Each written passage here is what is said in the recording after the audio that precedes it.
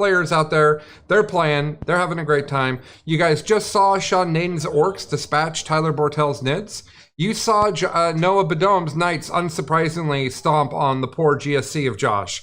And also you saw John Lennon's Sisters somehow be better than Jesse Sell's Sisters. They tell me that was a really interesting game, but the Boy King has emerged victorious. So I just wanted to remind you guys all how this is working. We have 4 streams that you can watch. There's this stream, which is the meta stream. This has commentary. It has us talking to players in between rounds. It's where we give everything away. It's where we're doing updates on how much we've raised. It's about $9,000. Excuse me. You also, though, if you see on the particular schedule, and you can find the entire schedule at bestintabletop/charityhammer, or go to Charity Hammer and click on schedule. Either way, you'll get to the same place. And that's now been updated. It has the whole schedule on there. And if you see a particular game where you think, I want to hear the players and I want to really watch that game, there's 3 individual streams. They're linked on there as well. So you can go and you can watch any of those or this main stream. That's what we're doing. Still raising money for children's hospitals. It's going really well. We do have a long way to go to beat last year. And that's the goal at the moment, is to beat last year. So please do go donate. We're giving away thousands and thousands of dollars worth of 40K product. At the end of the weekend, the grand prizes are $1,200 gift certificate to Hammerhead Games, and also a Sean Naden Paints Your Army is a thing you can win as well. So with that said, let's give away some stuff, and then I'll tell you guys what the next round is going to be like. They're setting up their games now, or at least I hope they are, because I'm not in that room looking at them. Someone just said hello from quite a bit behind me, but I don't think that was directed at me. All right, time to give something away. We are going to give away something fun. It's going to be great. We're going to start by giving away a War Room subscription. And that is going to go to Rob Helton, who I think is the local Rob, right? Isn't that who that is? Or is that a different Rob? Well, anyways, Rob Helton, you've won an Art of War sub. For 1 month, you get to be a member of the War Room. So that's great. We're giving one of those out in each time slot. That does not stop you from winning other prizes. And now I've lost the list of other prizes. So give me just a moment. And if you guys have any questions for me or that car alarm that's going off, please let us know and we'll answer it. Give me just a moment to bring up the list of prizes again. I don't know if they can hear the car alarm, but it is quite loud. Yeah, there it goes.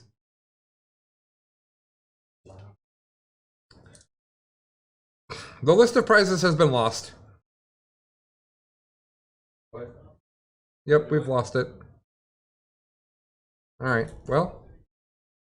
Okay, we'll come back and give away some things here in a minute.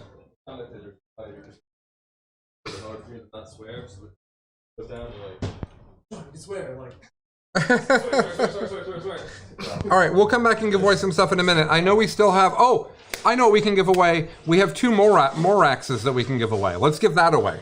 That'll be great. Let me just go ahead and say, hey, Mr. Sean Naden, can I get a number between 1 and 300 from you, my good friend?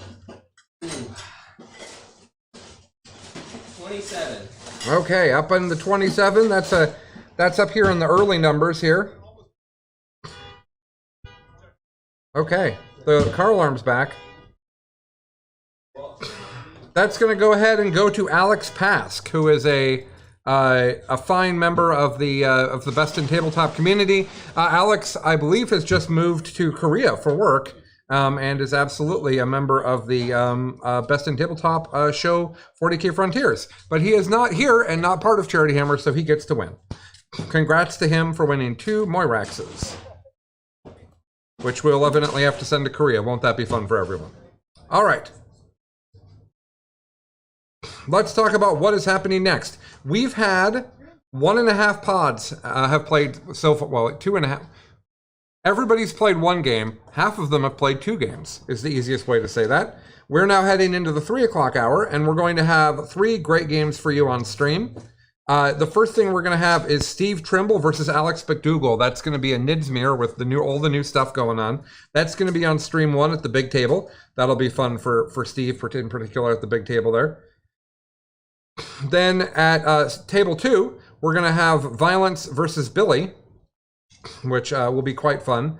That's going to be Harlequins versus Hail of Doom Eldar, so that should be some elves shooting each other up. And then on table 3, we'll have Michael Timpey versus Fred Fortman. That's Death Watch versus Chaos Knights. And I hope that Fred knows that he's playing right now, because his previous game was played late. So we might need to go tell him that. But those are the 3 games that are happening now. Then we have 2 games that are happening off stream. I will tell you what those games are in just a moment. That's, of course, on a different sheet. We also have Hank playing Paul. And we also have... Mitchell just played JT. I'm looking at the wrong one. We've got Matt Evans playing Josh Bagwell. That's a Nids mirror. And we also have Zach playing Thousand Suns into Chuck's Orcs. All those games are happening off stream. So far, our undefeateds through 2 rounds.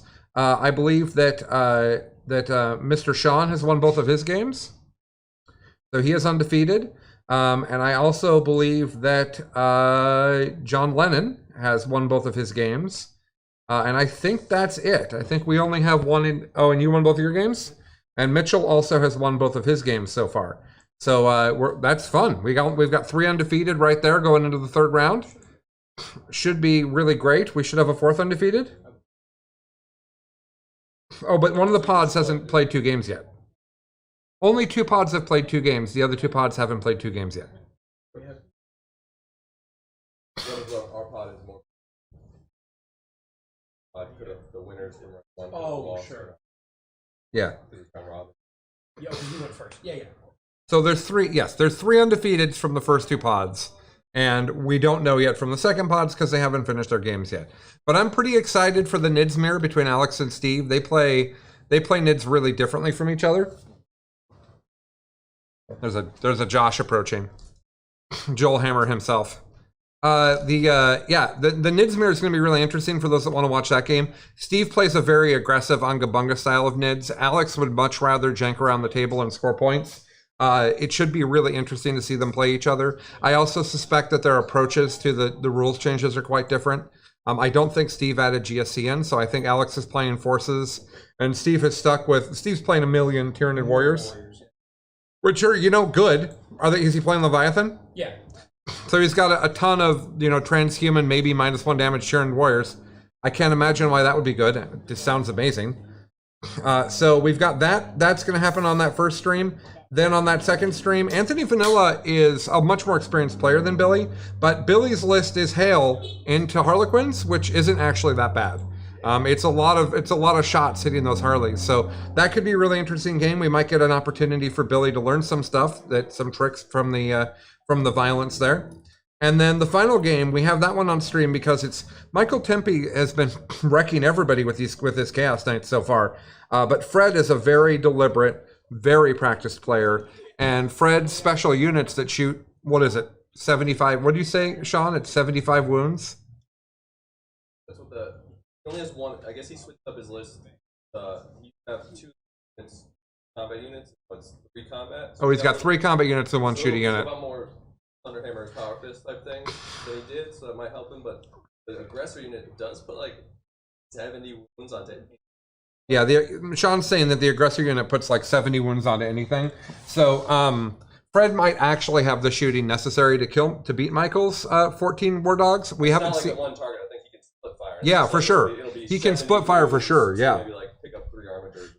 Yeah, maybe. Yeah. So Sean's pointing out that he can absolutely split fire with that and pick up a bunch of War Dogs. And so we might see if that's the first list that Michael just can't hang with. I believe he's 3-3.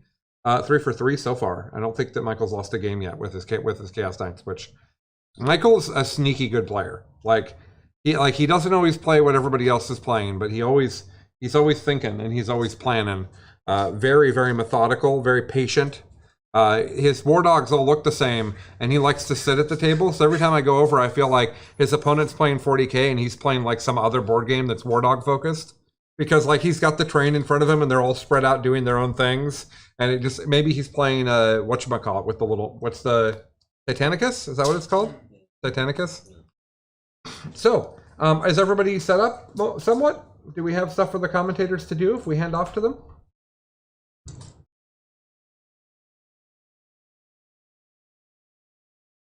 Okay. Well, we can hand off to the commentators and they can start walking through the lists and what they've got going on over there. And then we'll come back at the end of this round and we'll give away more things. Maybe we'll even interrupt in the middle of this round to give away things just to mix it up a little bit. So thank you guys. And with that, we're going to hand off to the commentators. Take it away, commentary, which I think is Dustin and Josh.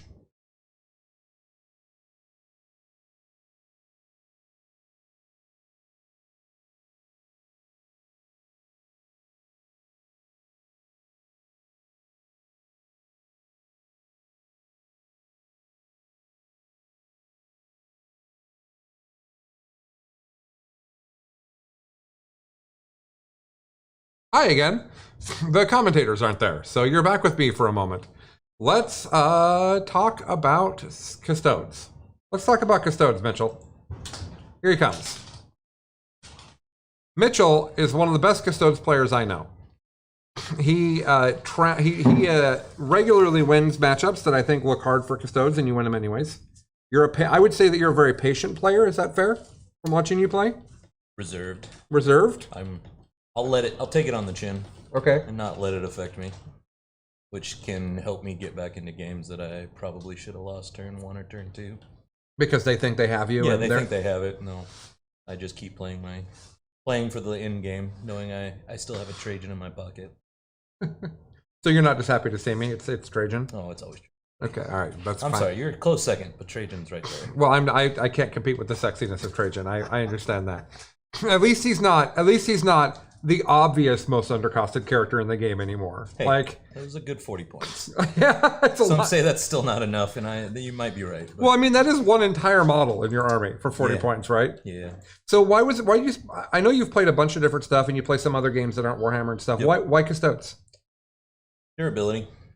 I love that it's a sick satisfaction of people throwing 100 dice at me, and then at the very end of it, I'm like, okay, that was 1 wound. And anything else? Are we done with this phase? Can we move on to the next?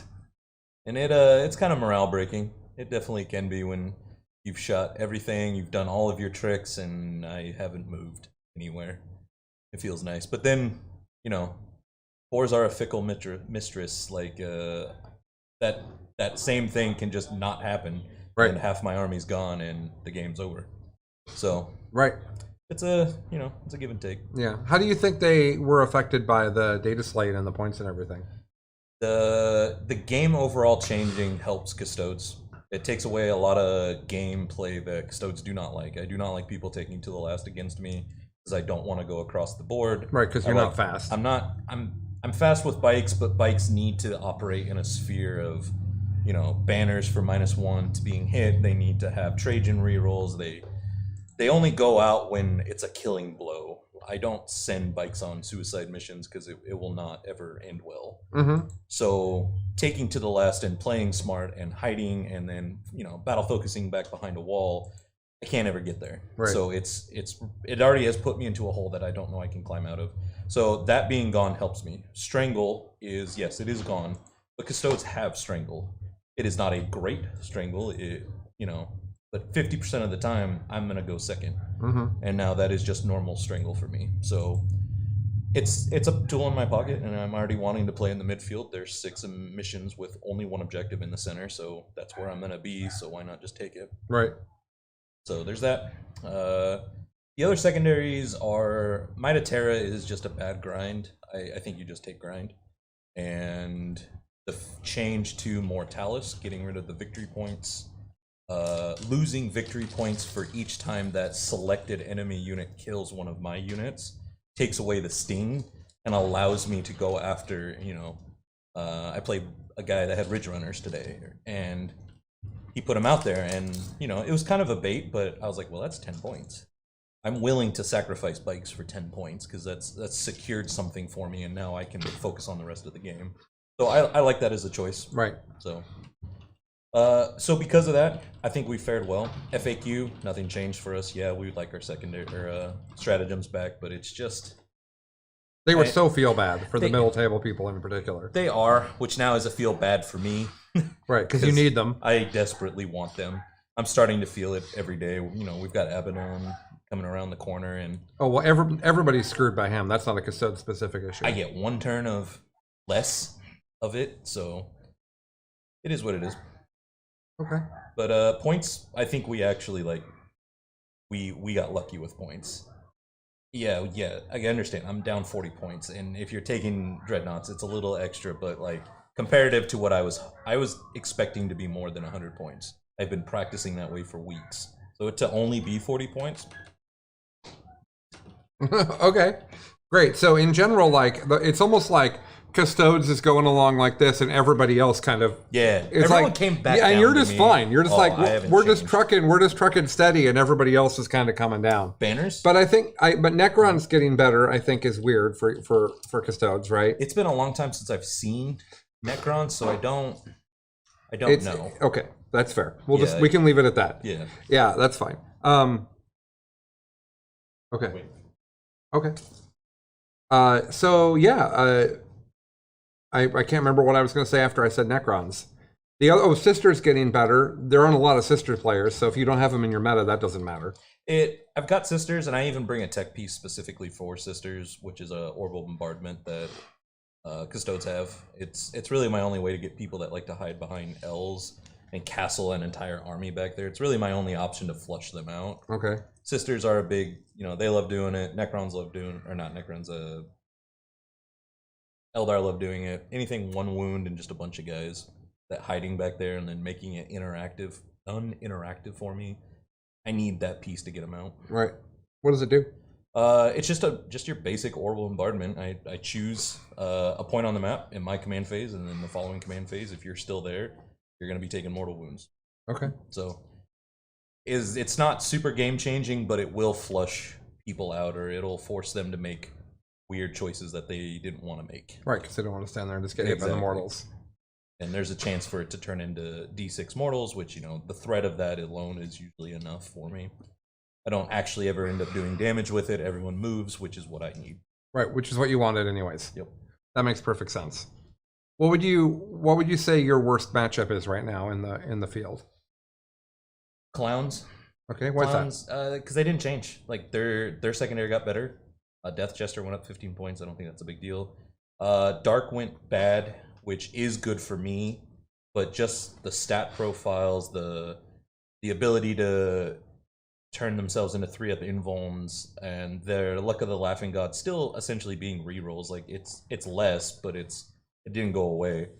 Means they'll come into the midfield and play with me, and I may not win that. Right, because they might just be more reliable than you. Yep. And like I said, fours come and fours go. And if their fours came and mine went, like it's a bad day. Okay. All right.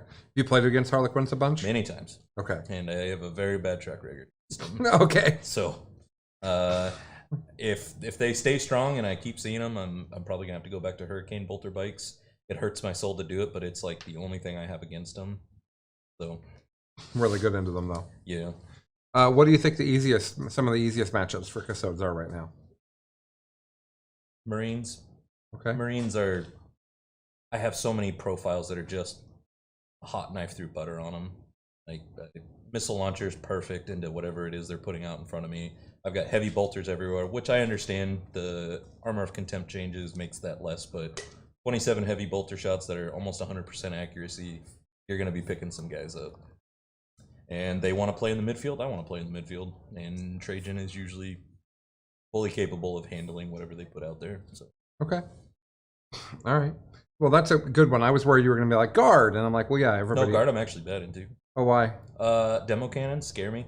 They're just terrifying. Okay. I can't really like they're Armor of Contempt, and now they're a 2-up. Like my missiles don't just take them out. I'm wounding those tanks on 4s. That's not what I like to see at all. So Armor of Contempt now on those tanks. Like I don't just. What AP is your missile launchers? 4. Oh, okay. So you put them on a 5-up. You but put the Russes on a 5-up after, but you have to hit them, I have to. and you might miss. I might. You probably won't, but you might miss. But I might. And then half of them won't wound. Yep. And then they'll save a third of them. So that matters. Like it means they're gonna live after I've shot them. Even if it's on a little bit, it's still alive. And now I have a demo cannon that's has a real possibility of picking up entire bike squads from me. Okay. All right. Knights are a big problem. Knights, I'm finding myself losing to knights pretty repeatedly. Okay. They're just 8s. 8s are bad for me, and then when it's armigers and they bond them, they're -1 damage, so now heavy bolters are useless into them. I'm scratching the paint on them. Their guns are super efficient into me, wounding me on 2s most of the time. If you're building them a certain way, you're advancing and shooting with no penalties, you're getting an extra reroll here and there, and they're a lot of 3 damage or higher, which is bad for me. Okay. That makes sense. Yep. What about, and then Imperial Knights obviously have the ridiculous amount of mortal wounds they can spew at you. Yep, and I mean, even if it is 20 mortal wounds, that's still a lot, but a 4-up only turns that into 10, and 10 is still 2 bikes. That's 170 points gone. Right, from that one gun. From one gun. That's bad for me. Yeah, right? There's no avoiding that. All right. Well, I don't know how to find out if the commentators are back because they say that they're ready.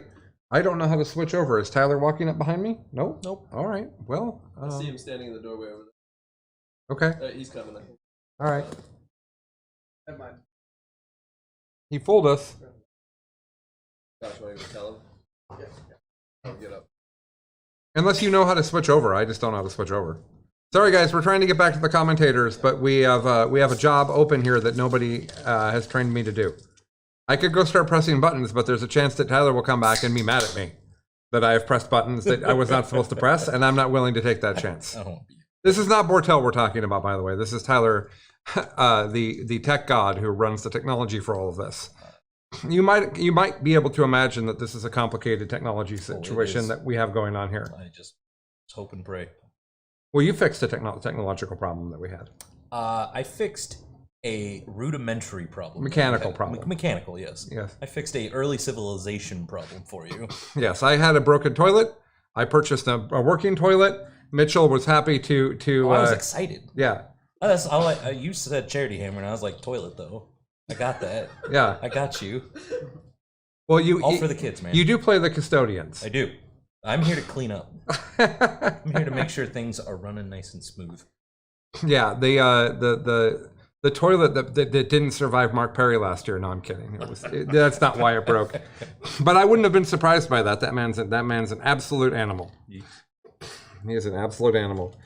So, what do you think's going to happen here with these next set of games? Do you think that I guess you probably don't know either. You don't know the Nids mirror well enough. Let's. I know. I've played Alex. Alex is a methodical. He will stand quietly on the other side of the table and for 10 straight minutes make no real eye contact, ask no questions, and then he's like, okay, I know what I'm doing, and then then the whole time I'm just shaking. I'm just like, I don't know what you're doing. Please stop. Can I roll 4s, please? Can I do this? He's like, I won't let you roll 4s. I'm like, oh, this is so bad. He's like, you're not going to roll 4s. And what's happening? Where am I? And then he's playing Steve. Yeah. And Steve just looks you in the eyes and he's like, I don't care if you roll 4s. Like, this is still going to end badly for you. And I'm like, oh, joy. This is bad. Yeah, I'm just going to put so many attacks into you that the 4s that you roll, they don't matter. It's really 2 wildly different play styles. It is. I'm definitely excited to watch that game. I think Alex is going to get it. I think Alex's kind of cool cucumber is gonna work out better. I think Alex is well practiced into the idea of someone running right at him. Yeah. And he's willing to give up the lives of his men to succeed the job, whereas Steve just has one mission. I'm just gonna run at you. Mm-hmm. And if you know how to handle that, then well, you're off to the races. But what do you think is gonna happen in Chaos Knights versus Deathwatch? I know the Deathwatch has a lot of Thunderhammers, so he's going to have to hide. He's going to have to be able to get to the Chaos Knights. But in my practice game with Michael, I lost. And I went into that so overconfident. I cannot begin to tell you how embarrassing it was to just lose so poorly. You both told me that you were going to win. Yeah. Like, I was like, oh yeah, no, this is easy, and it wasn't. It was terrible. Like, what if he had a ton of strength 6 shooting with AP? It's insanity. He just kept picking up buckets of dice. I'm like, so that's like 6 of them at once? He's like, no, this is one guy. I'm like, oh no. Even at -1, you're like, oh yeah, 4s and 4s, but if there's 100 dice, like, that still saves. How many shots did each of them have? 12 per? More? I don't know what a chain gun is. Or how many shots does a War Dog have? The chain gun. 12 shots in a chain. Sounds like 12 shots, yeah. So like, but it's at the perfect AP against me. It's 2, so I'm on 4s. So it's 4s, 4s, and 4s, and it hurts. And it's picking guys up, and it's wounding all my stuff on 3s. So it's inefficient for me to spend my very small amount of CP on transhuman to slightly make it worse. And when I did do it, he absolutely made the right call and just chose something else and started shooting that. He's got big monster, big attacks. There's only 5 of them, but if I fail any of them, that's just dead guys, and that's not something I can handle well. So he just walked right at me, and I cowardly ran away, and he won. Yeah. So I think him into the Death Watch, if he keeps going, he's taking those 13 guys and he's going really wide with all those war dogs and getting all the different angles and forcing all the different rolls on units he doesn't want to be rolled on, he's going to walk away with it. Absolutely. But if he allows Death Watch to come and play the game they want to play, I think it's going to go bad. Yeah, that makes sense. We're ready? All right, off to the commentators we'll go. We'll see how these games go. We'll be back soon. Bye, everybody.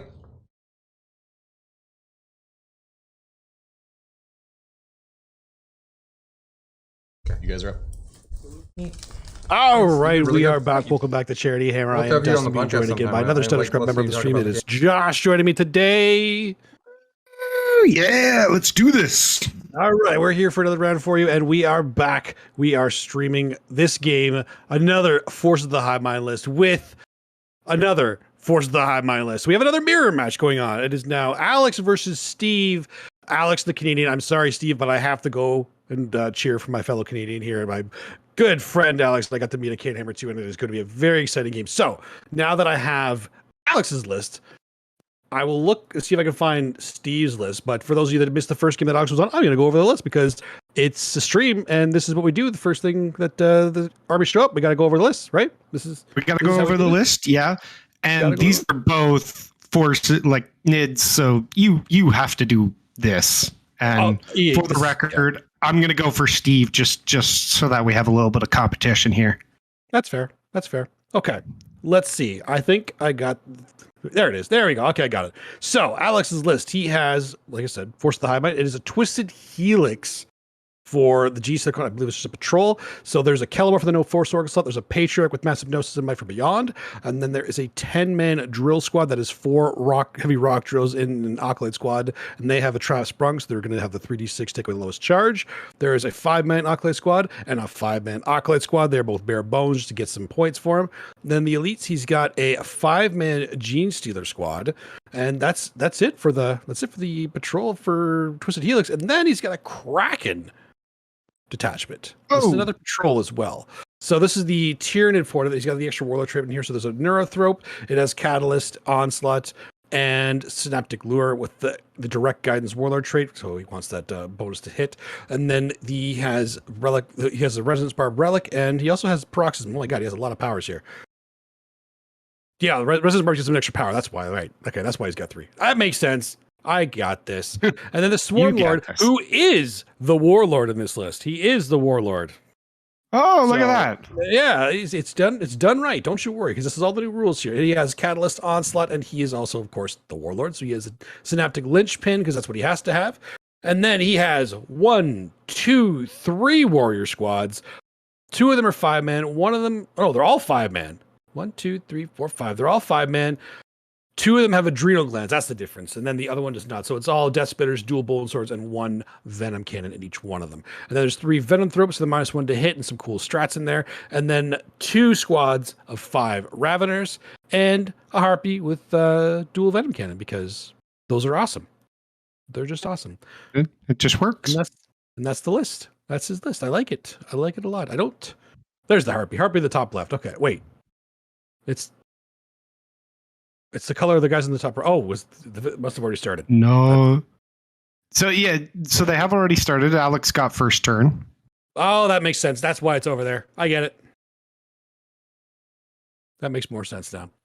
All right. So the Harpy has already moved over there. It has going to be doing the damage it can be right now. It dropped Spore Mines. It didn't just do the bombs from the looks of it.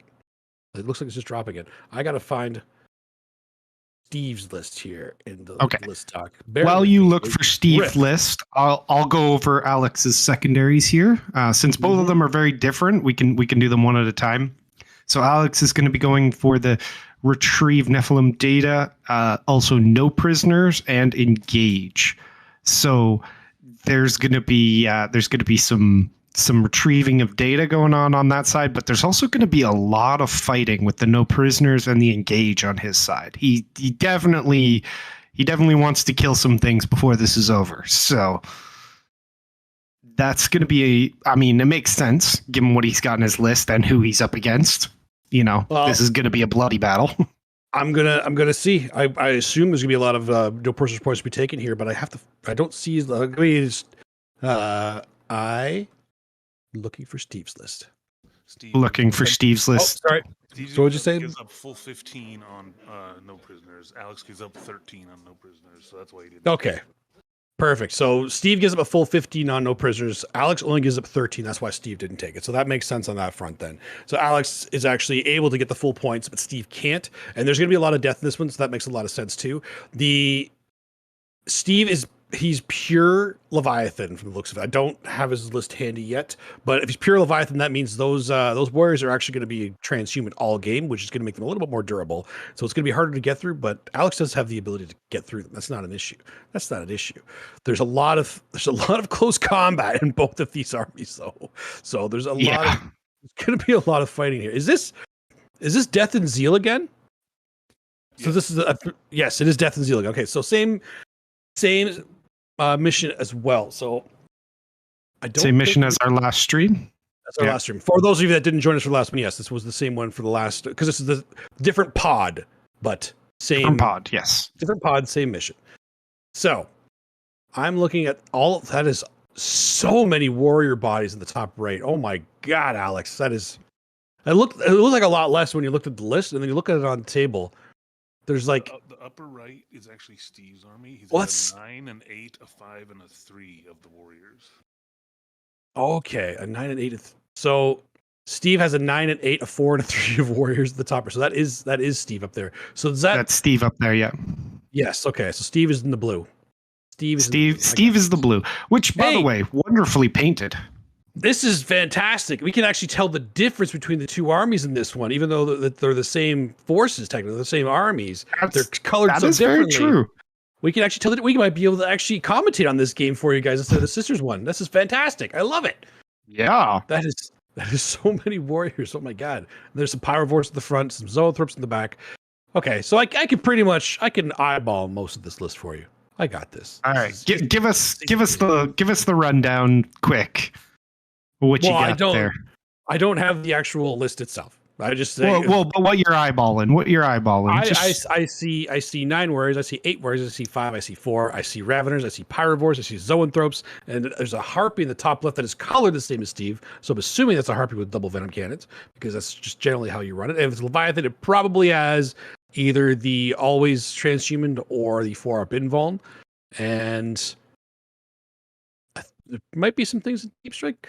Maybe I don't see if there's any warlords on the table right now. I think I saw him move like a tyrant not too long ago. Yeah, I think he picked it up from the side there, from his home objective there. So that makes sense. Okay, so didn't want to keep him on the table right now. I guess Steve is going first then. No, Alex got first turn. Alex went first. Okay. Yeah. All right. Well, Steve took Now- the second. He took psychic interrogation, grind them down, and assassinate. Now, grind them down is usually a risky one, but because Alex has a lot of MSU stuff especially with his like GSC units as well, it'll be a little easier for Steve to get that because his units are bigger and more durable. So it is likely that he's going to kill more than him in a turn. Now, Alex can deny that because he does have some good trading pieces with the Harpies, and his little guys can kill things. So even like the small squads can potentially take out some of these stronger ones and get trade up for him. However, it is a good secondary for him to take. Psychic interrogation. That one I'm worried about. That one I worry about. For Steve. That's a concerning one against another NIDS, right? Like, yeah, because you're going to be in range of almost all of, aside from like the Kelomorph, all of his characters can deny. yeah. So that means that every single time you cast, there is a chance, albeit if you give them the 3d6, I'm assuming there's a neurothroper there somewhere, assuming you do the 3d6, you'll get a high roll ideally, but there is a chance you can still deny it, and that's points that you lose, because every time you fail a psychic interrogation, that's 3 points you will not get back. So it's risky. I'm not saying it's a bad one, it's just risky. And then Assassinate, Alex does have a lot of characters. Alex does have a lot of characters. So it's ironic, Steve wants to interrogate the characters and then kill them. That is his plan. It is a solid plan. I mean, it's Yeah. you get points. All right, there's a character there. Cool. Here's 6 points for me. Done. Moving on to the next turn. And we're just going to keep going with that all game. This is exactly what Steve is planning. And the thing is, Alex's characters, he needs to use them in order to win this game because they're very helpful from the Patriarch, the Calormorph. The Neurothrope will be a little bit safer, but everything else is going to need to be a little bit in a position that Steve can take advantage of it. And he's probably, it looks like he's already, being pretty aggressive with all his T5 4 wound bodies. So it's going to be interesting to see if Alex can actually fend off the aggression that Steve is going to give to him, because the Leviathan Synaptic Imperative is going to help him a lot in this matchup. And yes, Sindri, I believe the Nids will win this. I don't agree with you. No? Okay. Not how this works. Nids don't win in Nid versus Nids. That's just how this is. All right, we've gone over these ones. Let's hop over to table number 2 and let's see what's going on there. Let's see what's happened. It's gonna be table 3. I meant table 3. That's the one I want to see. There we go. That's what you said. That's exactly my goodness. Look at this. We got a Fred with Death Watch going up against Michael with the Chaos Knights. So for those of you who are asking for the Chaos Knights, we're going to see it right here, right now, up against some Death Watch. You guys want to see the Chaos Knights? Here it is. There's so many of them because there is no big knight in this one. It is all the little knights. And when I say little knights, they're not that little. They're not that little. He says little knights. What he means is big guys who just happen to be littler than the other knights. They're of proportional size to other things. They're bigger, but big knights, they're not as big as, right? That's okay. That's all I can say about it. That's it. That's fair. That's fair. So all right, before we get into the list here, well, you look for the list to see if you can get them. We did see that Fred took the first turn here on this table, so we already know that he failed his cast to re-roll the charges and then passed the turn to force the knights out. So that's what we know is going on this side, and we're into the knights movement phase right now. Yeah, that's a good play for Fred then to make sure that knights have to respond to him too. The thing is, the Deathwatch actually have a pretty good game into them too, because there's a lot of bodies and they have some good durability in here. So it's actually going to be a little bit easier for him to hide a lot of his stuff. And it looks, if you look at the way that he's actually deployed his infantry here too, he's trying to cut down as many angles as possible. I don't know how many shots Michael's actually going to be able to get with the Chaos Knights in this one. He's hid them really well. Yeah, he's doing a great job using that terrain to cut off as many options as from Michael as he can, right? Yes, so absolutely. It's going to be interesting to see how that goes forward. It's such a great idea because forcing Michael to come out means, yes, Fred's only going to get a 4 on his primary on turn 1, but it means that he actually has a lot of things he can do on his turn 2 now. He can actually push out, he can get some kills in for shooting, he can get some charges in to get the extra movement. He didn't need to make moves on turn 1 because he would just get shot and take needless damage. Now he can take very minimal damage, if any at all. I think he's got like 1 or 2 lines that I can kind of see. Yeah, they're measuring it right now. Look at these lines. There's like 1 there. Yeah. There's 1 at the bottom.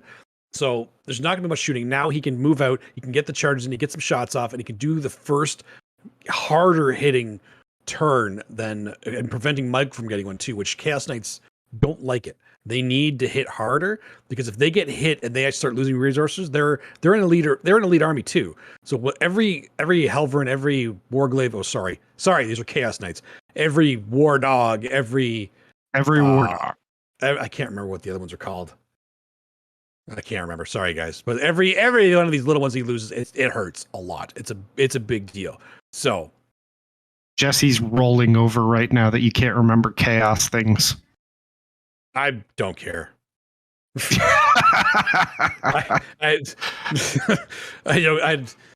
Jesse from Stutter Scrub, by the way, not the Jesse here. I care about the Yes, Jesse. sorry. I don't Sorry. care about the other Jesse. Jesse from Stutter Scrub. Yes. All things chaos is his domain.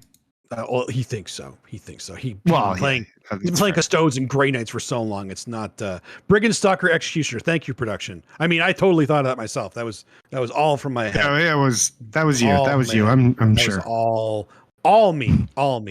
The Executioner is the Helvern though. See, I do know this. But so every single one of the Brigand Stalkers and Executioners that he loses is a big hit to him. Now the Deathwatch are also elite, but their profile is both good and bad into Knights.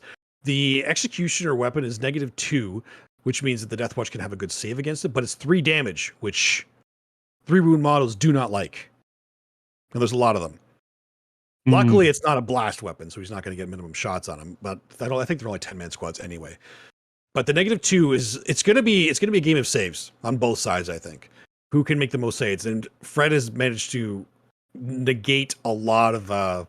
In fact, I think all of it. Did Michael even get any shots off? I don't think anything even happened there. Yeah, it didn't seem like he did any shooting, unless he's still deciding. But Killed one. he unit. killed Okay, so one unit. He did get something. So he did get something off, which is still good for Michael. And it's actually good for both of them. Like Fred mitigated the damage and Michael still killed something. So both of them won something. So we can go over the secondaries here. Fred took Bring It Down again against Knights. Bring It Down. Well, duh. Yeah. You got to kill Knights to Yeah. beat Knights. So here we go. There's a lot of Knights, a lot of things to kill. Banners. Wow, man. That's ballsy. That's bold. Yeah, that's bold. ballsy. Bold play, Cotton. Let's see if it pays off for him. So banners, he's going to get 5 points easy. The rest of those points, and Michael's positioned in a really good way to kind of prevent him from getting as many banners as possible, or at least taking them down, because each one of those Brigand Stalkers and Executioners, they all count as 5 OBSEC models. So that means Fred needs to get at least 6 OBSEC on there to hold it until his next command phase once he puts a banner down. He can put those banners down right now, but holding them is another question. So it's a bold one. Now we should say this is under the new rules from the Niflheim that just is coming out right now. So correct me if I'm wrong, but that banners is slightly different than it used to be. Correct? Oh, it is. It is for sure. Oh, but it seems like banners is a mistake. Oh, the banners was a mistake. So he didn't want to take banners. He took something else, but it was a dual category, and they just didn't notice it until after movement, so he switched it to banners, which was basically the only one that he could really. So he had to switch it. So, but he didn't want to take banners. That makes more sense. Okay, I understand. Okay, yeah. There we go. That can be forgiven. Fred knows it wasn't the best decision, but it's like, you know what? This is the best one I have in the current situation. We're gonna have to make it work, and we're gonna see if it happens. The Long Vigil.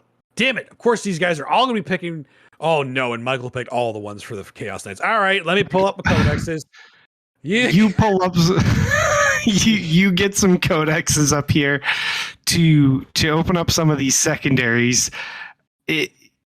We're gonna need to, because this is the new meta, guys. So we're playing at a high level. This is for Charity Hammer. This is played under the new rules, the Niflheim that is just coming out now, and these are the top players. Like, these are some of the best here, playing under the new rules, showing us the meta. And one of the big things that has come out of this, if you listen to Stutter Scrub or follow any of the news, is some of those secondaries that got dropped. And so we're going to be seeing a lot more of these unique faction secondaries coming in, and that makes it so much more of an interesting game, but also incredibly difficult for us if we don't know the armies inside and out, because now we need to go look up everybody's unique secondaries to figure out what all of them are.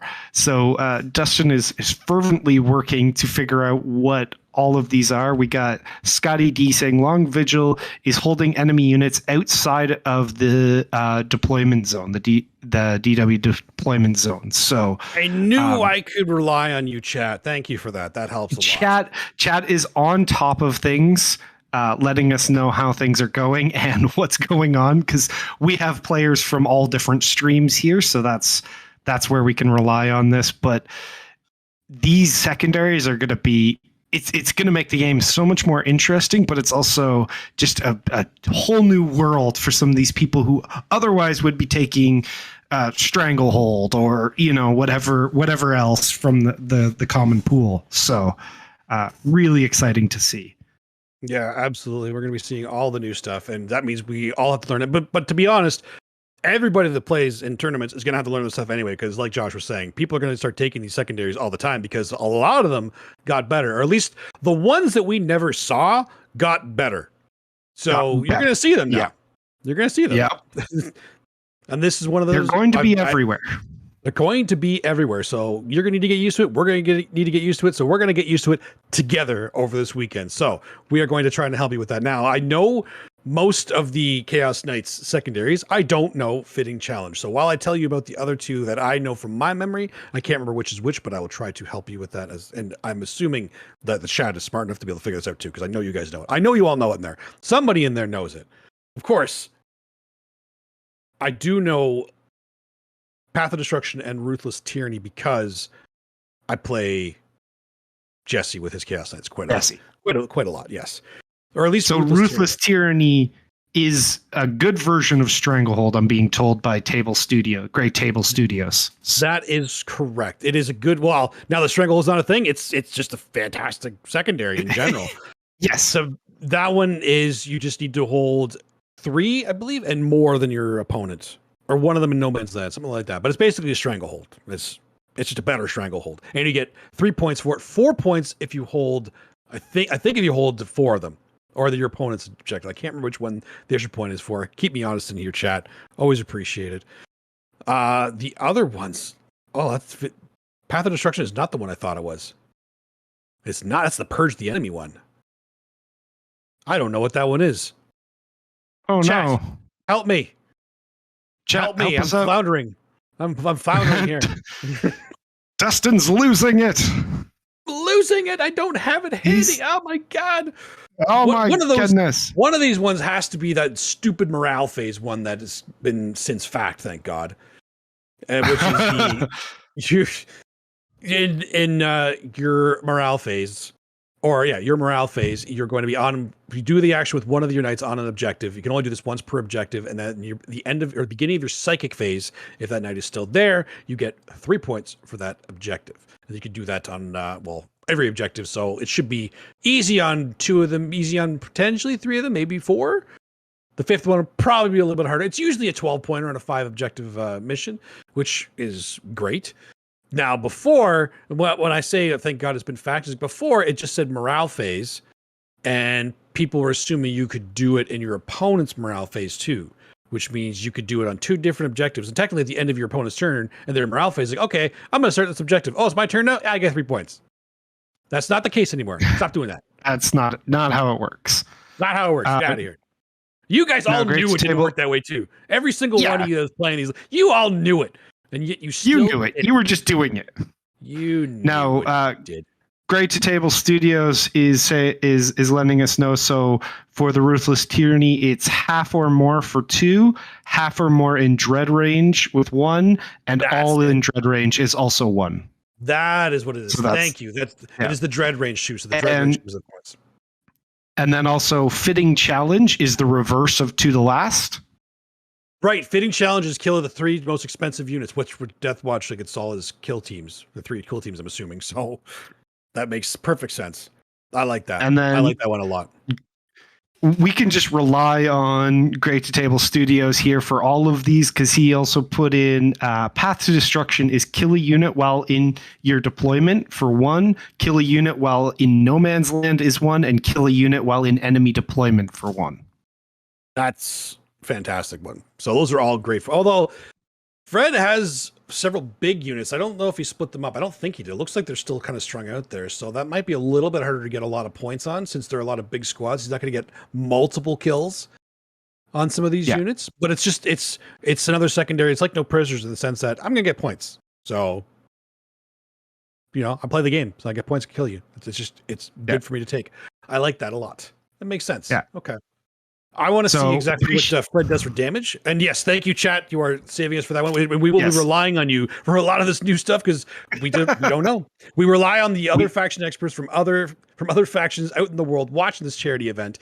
Unless it's like Tyranids, GSC, or some of the more common ones that just happen a lot, I can't help you. So unless I have the codex handy, which I only have several. Yeah. So we're definitely going to be relying on you guys for some of those little details. Great to Table Studio saying that he's a Chaos Knights main, so that's why he knows this stuff inside and out, and we appreciate that. So we appreciate your help on this and following along on this. So do we have the other table as well? I believe we've gotten some updates on the second table. Oh, there it is. Look at that. We do. This is our other table, our final table here. Well, technically it's table 2, so don't confuse me now. This is table 2. Okay, true. Sorry. Table 2. So we have Billy with the Craft Worlds going up against Violence with the Harlequins. Oh, okay, you guys deserve each other. Craft Worlds versus Harlequins. That's right. Although both of them got touched in the latest update. So I do have Violence's updated list here, so I can go through that for you while we look at what's going on the screen here. So he's got a battalion of Harlequins. What is it? There it is. Blight. It is light. Dark is. They're not dead, but they're not as busted as they were. The 4-up, now instead of fighting on death automatically whenever they lose a unit, it's on a 4-up, they do a mortal wound. So it's not terrible, but I mean, compared to what it used to be, it's terrible. So a lot of Dark players have immediately moved over to Light again because Light is just objectively better for now until they kind of get over the initial shock of it. We'll probably see a couple people go back to Dark, but we'll see what happens in the future. Right now, Light seems to be the death of choice. So he's got a Shadow Seer with Mirror of Minds because that is a broken Witchfire. He's also got Webway Dance, so he wants the Feel No Pain. And then he's got a Troop Master with Foot in the Future, Fusion Pistol, Harlequin's Kiss. He is the Queen of Shards as well, and then Favorite of Light God, and he's got the Segroch's Rose, so he's going to be hitting hard in combat. The troops, there's 1, 2, 3, 4, 5, 6 squads.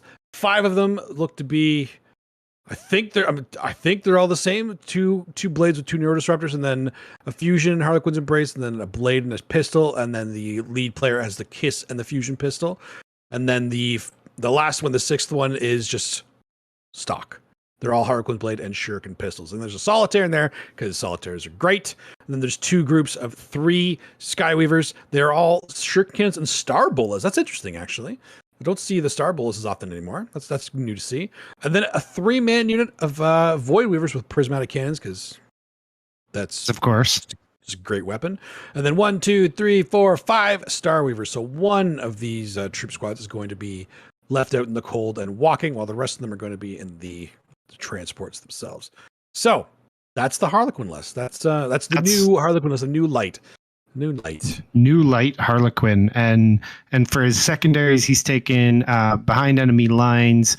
I believe that's no prisoners, right, rather than just prisoners. I would assume so. I don't think Harlequins take prisoners, so I'm going to assume that's no prisoners. Yeah, exactly. I just assume that's no prisoners and deadly everything that doesn't die. Everything that does not die in this game. Every wound that's left on the table, he gets points. You know what? That actually be kind of a cool secondary. Be an interesting secondary for a horde. Anyway. I think we're being told that we should probably head over to table 1 again for a little bit. We can come back and do the Craft Worlds. We'll come back and talk about this in a second. We are being told that we got the voice in the ear telling we gotta go at this. We gotta go look at this. We gotta go over there, and I believe we also have the list for Steve Dustin, so we can go through that list officially. We do. Okay, let me find this list for Steve. I'll get it. It's blank. All right, let's. Okay, all right. So maybe not so much, but okay. I can keep going over this, but I think we're okay for now on this stream. So I want to finish going off these secondaries in the list if we can. If it dies on us, we overdid it, because this is the stream table that is it's chugging. So give it some time. We're trying to get through this. But for Violence, the behind enemy lines, Harlequins, The great thing with behind enemy lines for the Harlequins is that with deadly performance, one of the things you get points for is being in your opponent's deployment zone. Behind enemy lines, you get points for being in your opponent's deployment zone. So guess what? He's going to be in his opponent's deployment zone. And look at that. There's a Star Weaver there right now. Oh, look, there's 2 of them in there right now. It makes sense. He's already doing what he needs to do. He's getting so many points for that, and then no prisoners. He's just going to be killing stuff. So that makes perfect sense. Those are great secondaries. We're going to take the synergize really well. And I want to see what the no prisoners are like by going over Billy's list right now. So Billy's list is a Hail of Doom. So it's only Hail of Doom now, guys. He does not get the second for Ignore Cover anymore because Hail of Doom now it absolutely cannot be paired with another custom trait. So it's only Hail of Doom. So it's only on the... He only gets the 6s auto wound and auto wound dead as if they were wounded on 6s.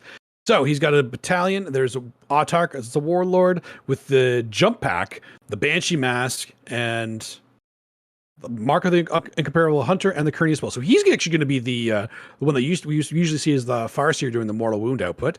Then he's got one Farseer with Fateful Divergence and Fortune, another Farseer Skyrunner with a Doom and Guide, and then he's got 10 Guardians, 5 Rangers with a Wire Weave Net, another 5 Rangers with a Wire Weave Net, and then there's 10 Dire Avengers with that. They're the ones with the Stand Firm, and there's another Dire Avenger squad with Shredding Fire in that squad, and then another 10 Dire Avengers. It's almost like he's taking Hail of Doom in this list.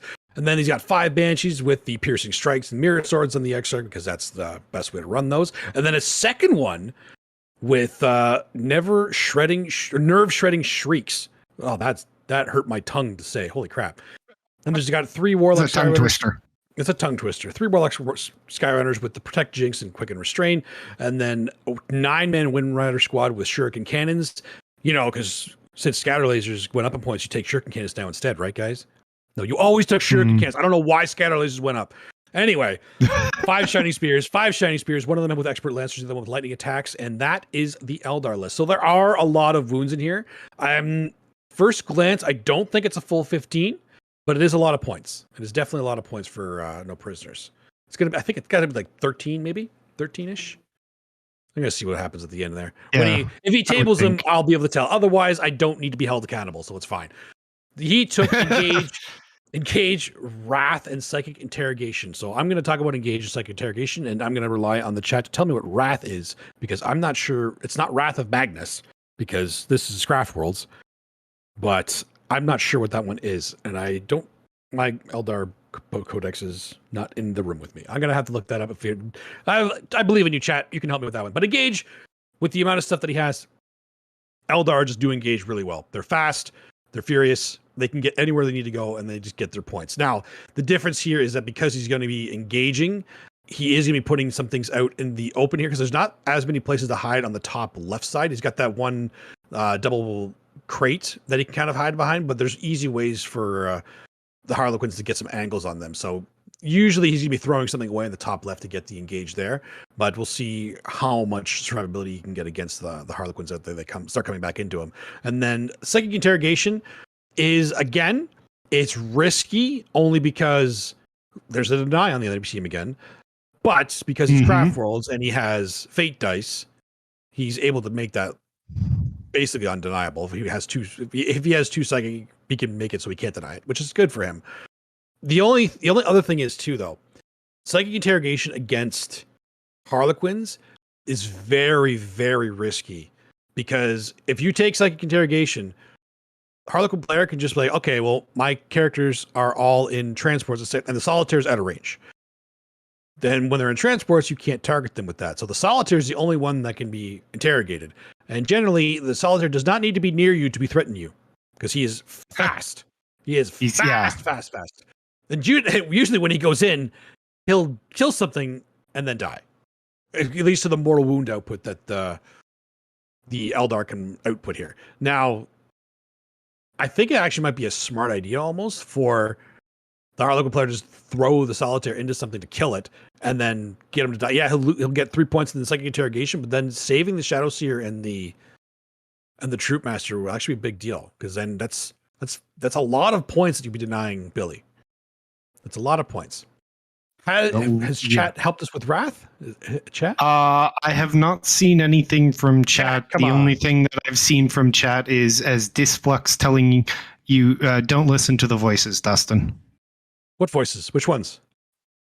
All of them? All of them. Oh, right. There are a lot of voices in my head right now. There actually is. You guys. There you are guys don't quite a understand. few in your head. You don't understand. You just don't get it. Okay, we have covered this one now. All So right. before the stream completely crashes, we can move back to table one. Thank you for sticking with us through that one. And I'm talking to the stream because it's we know this is the It held on. It held on. We It appreciate held it. on. Let's move over Yes. to table one if we can. Let's move back to table one so we can see that Nid mirror match again. There it is. There we it is. go. Oh my god, the bodies everywhere. There's so much blue. There. Oh my goodness, it is everywhere. As well for you guys. Yeah, so Steve's list is here in Discord. If you Oh, want to go through it, or I can go through it. Sure, if you want to go through it.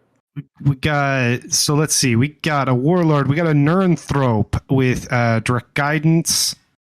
So that's going to be his Onslaught. Catalyst Onslaught, on the psychic powers. Winged Hive Tyrant with adrenal glands, adaptive biology, catalyst, and pyroplasm on that guy. He also has. Oh, sorry, Prox. I'm sorry. I will let you do this because you know how to pronounce I these got terms. this. I am this. a NIDS noob in that sense. I apologize to everybody. I also can't read, so That's why I wanted you to read it because it's not. If you're not familiar with them, it can be complicated, and it was entertaining to me. Anyway, the Catalyst and Prox. He is the Reaper of Obliterax, so he is the one that's going to be mortal wounding people. He is going to be ripping through a lot of these GSC or whatever he needs to get through there. And he has the High Predator Relic, and then we've got what is that? That is a big brick of warriors. That is 9 warriors. The Deathspitters, dual bone swords. Yeah, so 3 venom cannons, and the rest of them are dual bone swords. One of them doesn't have dual bone swords, just has a death spitter.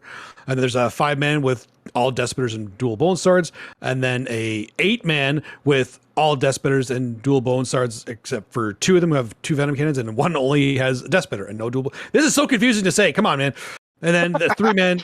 3-man with death spitters and dual bone swords. And then there's the 3-man Pyrovore squad, which, they're still at the front there. Then there's a 3-man Tyrant Guard, a 3-man Zoanthrope with the Neuros Parasite, and then 3 Raveners. And that's it. That is, that's right. I'm used to saying more with the Nids because they had more points, but now that things have gone up in points, it's not quite as large. Not quite as large. I thought there was a harpy in there. Is that Alex's harpy? Just Steve's colors? Yeah, the one on the right, that's Alex's. Okay, so On the left. okay, so that is Alex's. Okay, so that is Alex. That was confusing me. That's why I thought That's Alex was confusing. separate. Yes. Okay, that's I got it now. We got this. So that is Alex's harpy. It's just in the color of Steve's. It is what has come here to collect the gene stealers and add them back to the biomass. That's all it is right now. That makes sense. Yeah. And so to answer your question, Relos in chat, yes, there is just one harpy in this. Yes, there is only It is one harpy. Alex's harpy. It is Alex's harpy, yes. Okay, there it is. So now I can look at the no prisoners from Alex and I can say, yes, that makes perfect sense with the amount of things you need to kill. Now, you need to kill them, but you can definitely get 15 points in there because again, Leviathan and a lot of those warriors are all synapse, but there's only 2 bigger squads and then 1 5-man and a 3-man, so he can't get through them. And it looks like he's actually throwing some stuff at there right now. What is that? Charging in right now, Yeah, he's charging in now. Okay. Oh my goodness. That looks like Raveners. Those are Raveners. Yes. So this is the Nid on Nid violence that we all came to see. Raveners into This warriors. is gonna be a freaking bloodbath there in the center objective. The hive mind love this. There's just so much biomass being added back into the pool right now, one way or the other. It cares not. It cares not. It doesn't care what's going on. It's just it all turns in the same color in the end, man. That's all this is. It's perfect for them.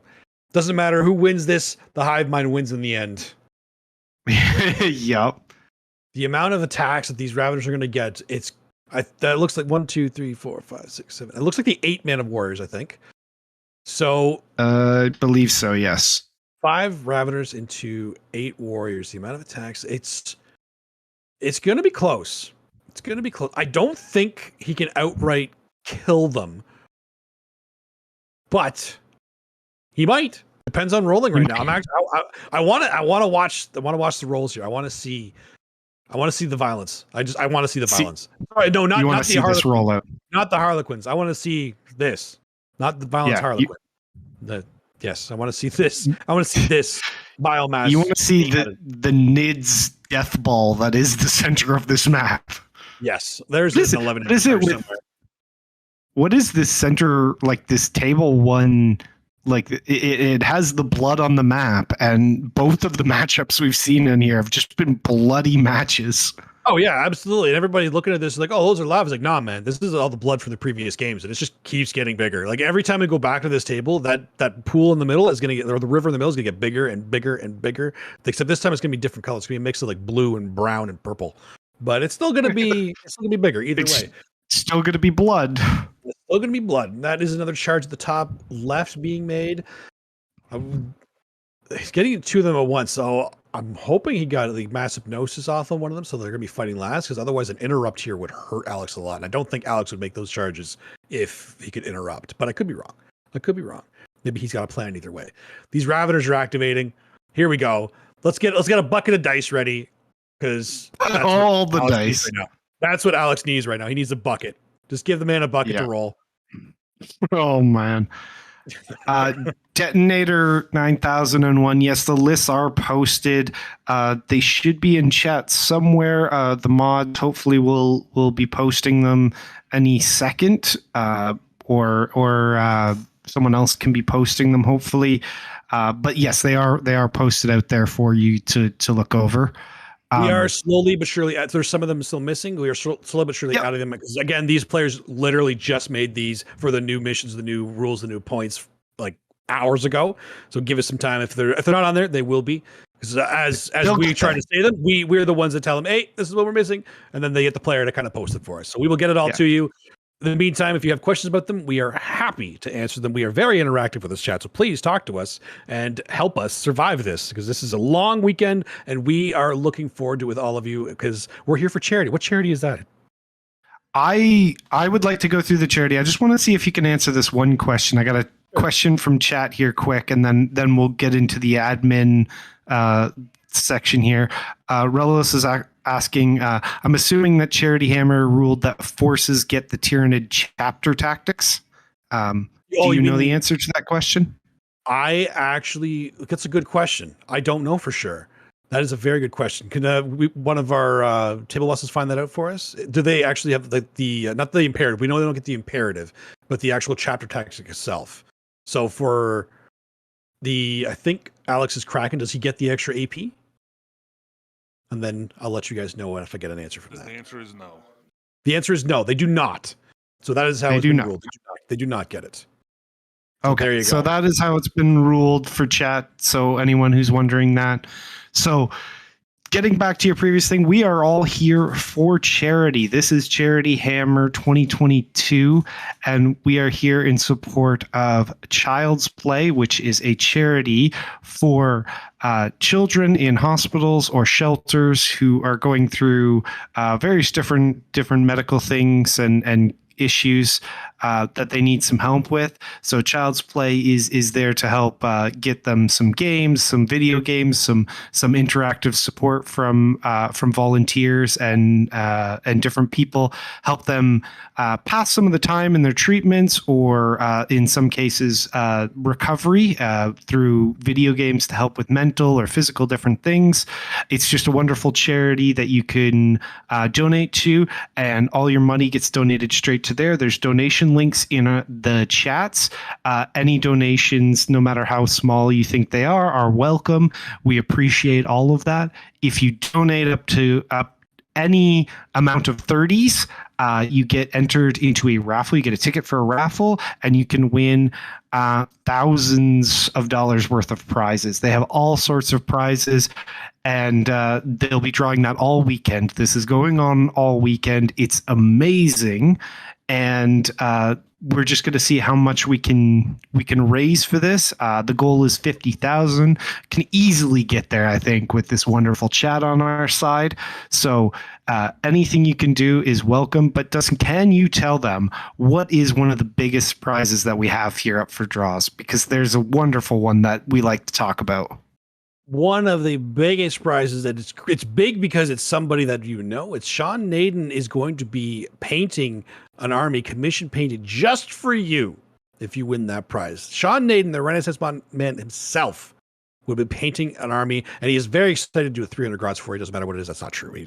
He does have a couple of stipulations, like don't give him 1,000 models. But if you've seen his armies, you know how good of a painter he is. This is a phenomenal prize to win. If you have your models, you just give them to him, and he paints it up for you, and it paints it up nicely. It's not going to be one of these jobs that you just kind of rush through because you got to get to a tournament. It's done by Sean Naden, and it's going to be fantastic. That is one of the top prizes you can win. So I think that one's actually fantastic. I'm looking forward to it. I want to see what an army he gets.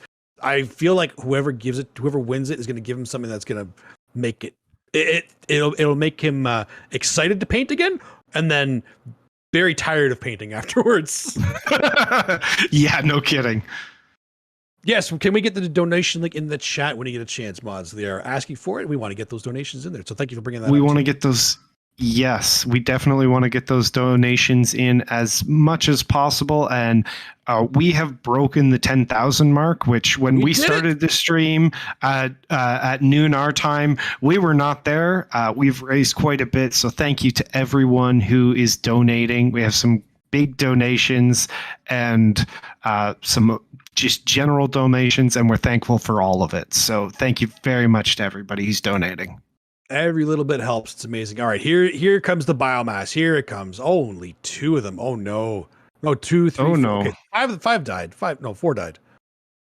4 died. That was yeah. That's. Oh, the Hive Tyrant died. Oh my God. It's a disaster. And it looks like 4 warriors, maybe more. I'm looking at his dead pile best I can. we're getting Table Boss is looking at the dead pile. He's trying to figure it out for us. It looks like 4 warriors died. The Tyrant died. That is huge for Alex. That is actually huge. Yeah, whoa. That's a big deal on this. Top left, there's fight back. Steve is fighting back into the Venom Tropes and the Raveners.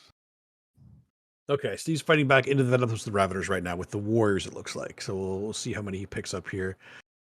Curious to see the damage he takes, and then we can move on to another table to see what's going on there. We have 3 games we need to keep track of, so if you want to move over to another game at any point, guys, just let us know. And because otherwise, I'm always interested in seeing the Tyranids kill each other.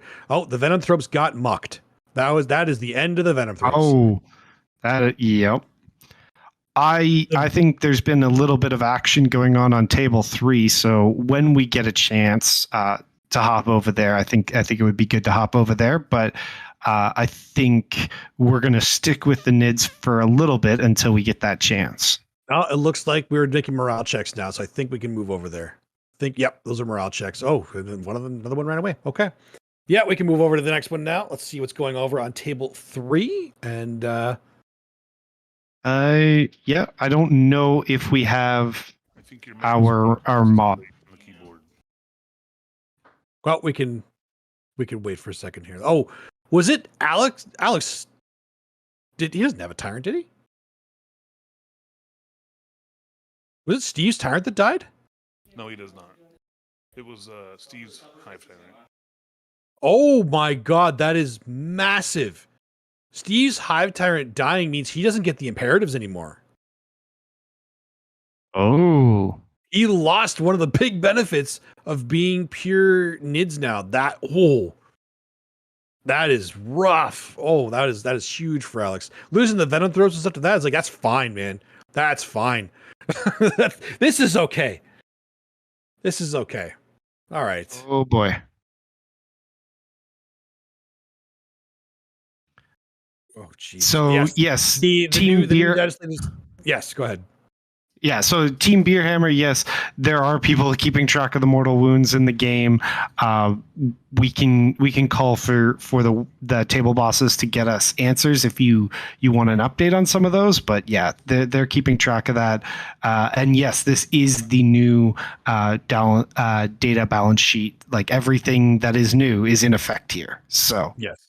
Literally everything, even the stuff that just came out yesterday, it's all in effect. That's why some of the lists, there's going to be some things that we just do wrong because it just came out a few hours ago, and this is for charity. So yeah, these charity. are fantastic players. They know what they're doing. These lists were made just last night, so it's their initial, like when I say initial takes on the new meta, I mean literally the very first thought that came into their head of what they can do with this. Yeah. This is very new and very fresh, but these are top tier players who are giving us a look at what it can do and what it could be. And then it's going to only explode from here. Those 4 warriors that died in the middle are now being replaced by another 5 or 6. There's just so many. Oh my goodness. So many multi-wound models. There's Pyrovores moving out to try to get an angle on something else too. Steve, it looks like he's starting to take over the board with the amount of bodies that he has, but Alex obviously has a lot of stuff off the table as well too. So there's still a lot more that he can come in, and he's winning on points because he's Alex and he knows how to score points. That Harpy is actually not in a bad spot either, because without the Tyrant, there's not as many things that Steve can use to threaten it aside from like the Venom Cannons. He's gonna have to fire the Venom Cannons in there. He's gonna need to fire his Death Spitters, hope for some good rolls on that. And hopefully kill it, because the Venom Cannons on the Harpy can do work into Steve's list. Like it can do a lot of damage into them. I think he needs to get rid of it, but at the same time, it's the ground forces he needs to worry about.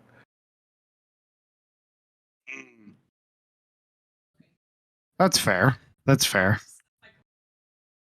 Yes, it'll be much lower mortal wound output with their Malice Scepters. That's right. That is right. It's much lower, but it was already a little bit lower when they kind of have their output by making them only cast 2 instead of giving the potential to cast 4. So it's something. It's something. And it is a sad thing because the Malice Scepters are a gorgeous model. I love how they look. But even some of the conversions I've seen, they look fantastic. So, all right. Let's move on to. Do we have another table we can go to while Steve does his movement phase here? I don't know if we have our mod for switching streams back yet. So we will keep watching some NID action.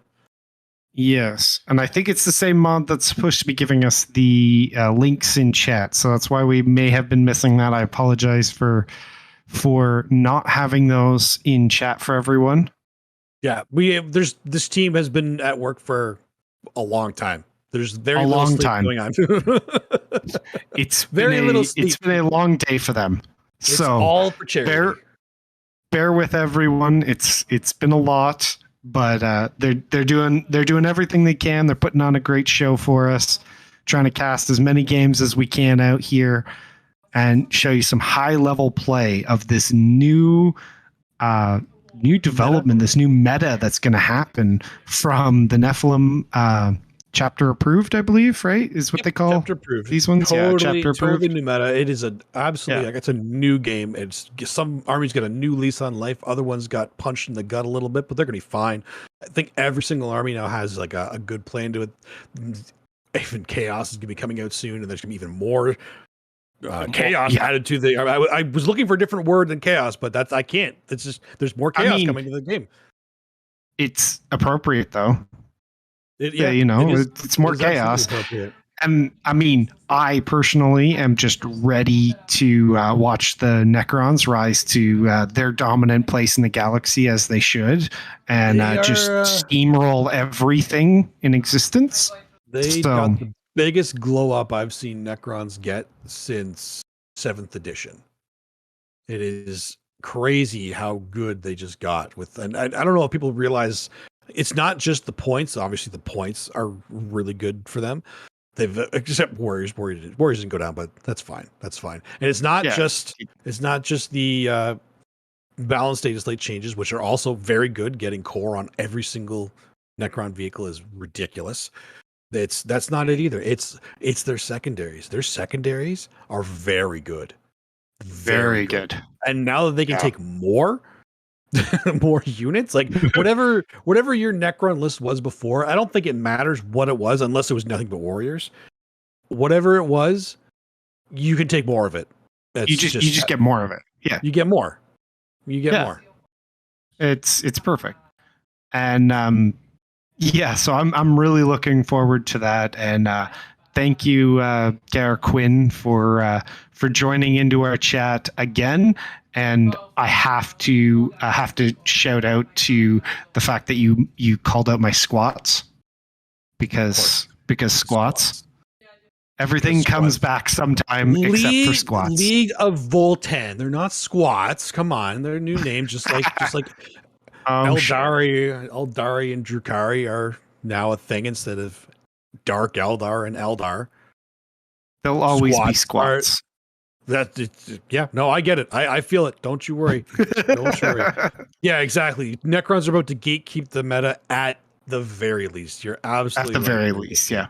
Absolutely. They're going to be another kind of like a night list in terms of night list. They can win. Oh, there goes the Harpy. There's the Venom. Oh, it's gone.